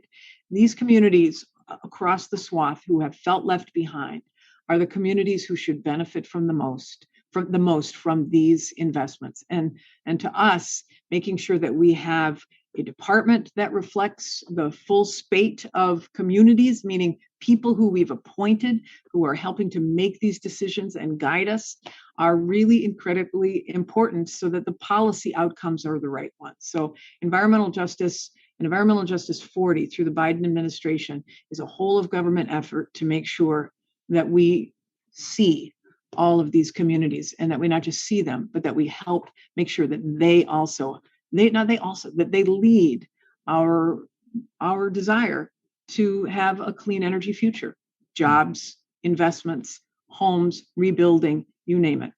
Mm-hmm. Yeah, thank you for that answer. One of the things I've seen is the current infrastructure that's in place. Much of it is already inequitable. But those are the companies and individuals who have the capacity to apply for some of the new grants that are going to be coming from DOE.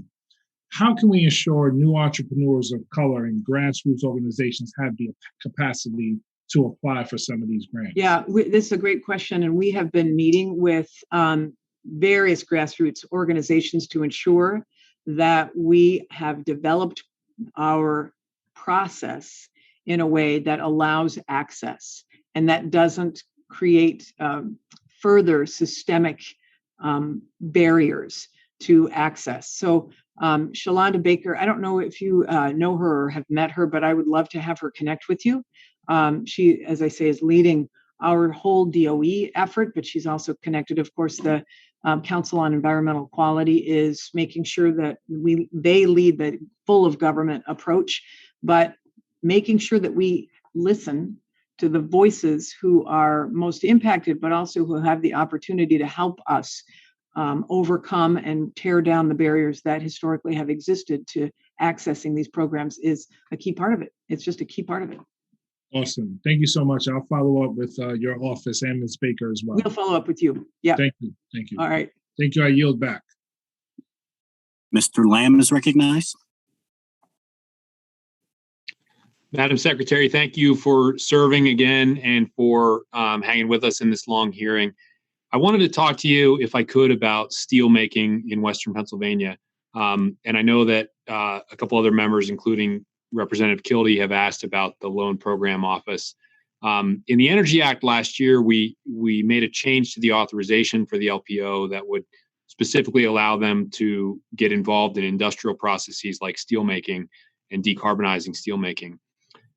This has a new urgency in Western Pennsylvania today because we were all expecting U.S. Steel to make about $1.5 billion of investment in their historic Mon Valley works here in Western Pennsylvania, and it was going to lower the carbon impact and improve emissions, air quality, all that kind of thing. Unfortunately, they recently announced that they're not going to make that investment in Western Pennsylvania anymore. They seem to be wanting to move resources to their non-union operations in the South. There's a long history of U.S. Steel moving investment away from Western Pennsylvania, unfortunately, to other places, whether non-union operations or overseas. And so many of us want to fight for these workers and for these jobs in the area that has produced some of the best steel that has really allowed America to be what it is. It's the time to start making investments in steelmaking processes based on natural gas and hydrogen that are much less carbon intensive. And I think the LPO will have the authority to be a partner here. I'm just curious if you know whether you guys have started coming up with any sort of a plan or program to get involved specifically in steel. I know that's kind of a new thing for the LPO. And just I mean, it does still qualifies in the LPO. And Congressman, I'm happy to also connect you with Jigar Shah to talk through how he's thinking about this, because absolutely we want to use the LPO to help decarbonize these hard to decarbonize areas, as well as to help make sure that they are providing the means for the products that we want to be building in this whole manufacturing ecosystem that we want to create in clean energy. I noted that today Citibank and Goldman Sachs and Societe Generale and Standard Charter and UniCredit, these are all major lenders to steel producers. They're all announcing today that they're working toward a financing agreement to decarbonize the steel industry as well. And so, DOE can provide, can work with and provide banks, credit guarantees to fund the debt directly to steel companies. So I think we have to develop a strategy around this, because they should be going to an area that has steelmaking in its DNA. Right. There's nowhere in America that has the heritage that we do. And so you'll just be starting off further ahead here. Bill Gates has it in his recent book that the average American consumes 600 pounds of steel a year. So that's not going away. We have to figure out a way to make it without carbon. I would really like to encourage you to come to Western Pennsylvania. Our staffs have actually already been in touch. And so I think there's some impetus, but we have a group together there between the United Steelworkers, many of the building trades unions, the universities, the National Energy Technology Laboratory that we have there, led by Brian Anderson, who I just have to tell you is fantastic. U.S. Steel is involved, EQT, a natural gas company, is involved. Other steel companies are involved. It remains to be seen who is willing to, put their chips down on their Western Pennsylvania workers. U.S. Steel has not proven to do that recently, but others may, or maybe they will have a change of heart. But anyway, this proposal is coming together. And we really would like you to listen to it and see if there's ways that we can work together to bet on the future of steel manufacturing in Western Pennsylvania. So we'll be, 1,000%. but just wanted to put that on your radar screen. Okay, great. I appreciate it. Thank you very much, Madam Secretary, or Madam Chairwoman. I yield back. Mr. Perlmutter is recognized. Thank you. Last but not least, I think. But I just want to be, I'll be kind of parochial, but first I want to say Congressman Beyer should have spoken to you in French, not German. It would have been much easier for you to remember the saying.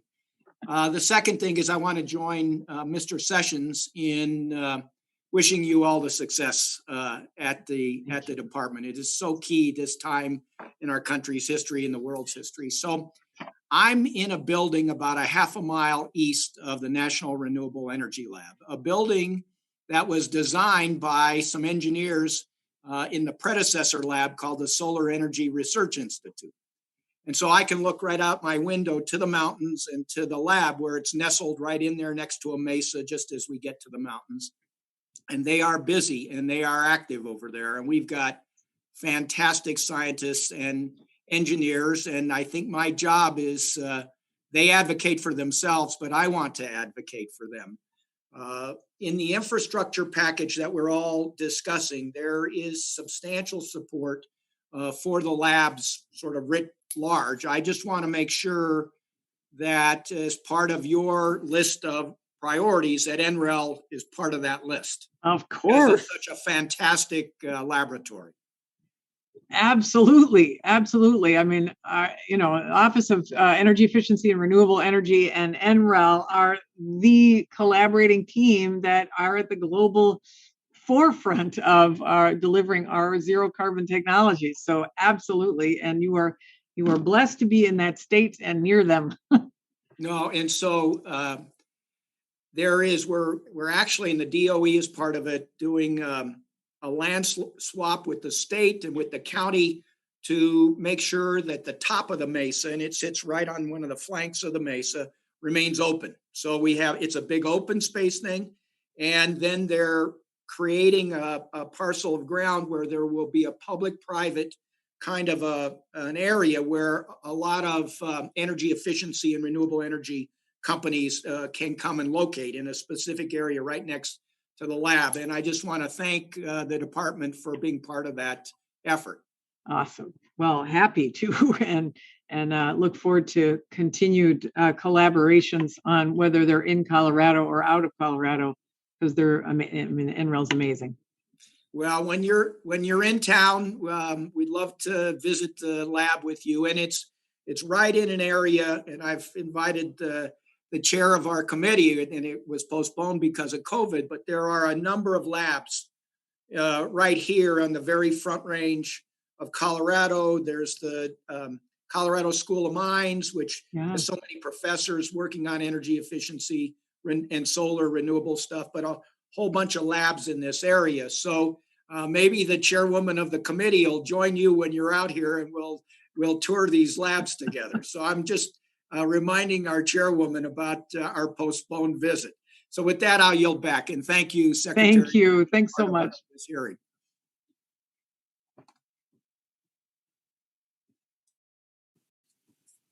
I think that concludes all of our participation of our members, and let me hasten to thank Madam Secretary for your participation, for your patience, and for your very well prepared responses.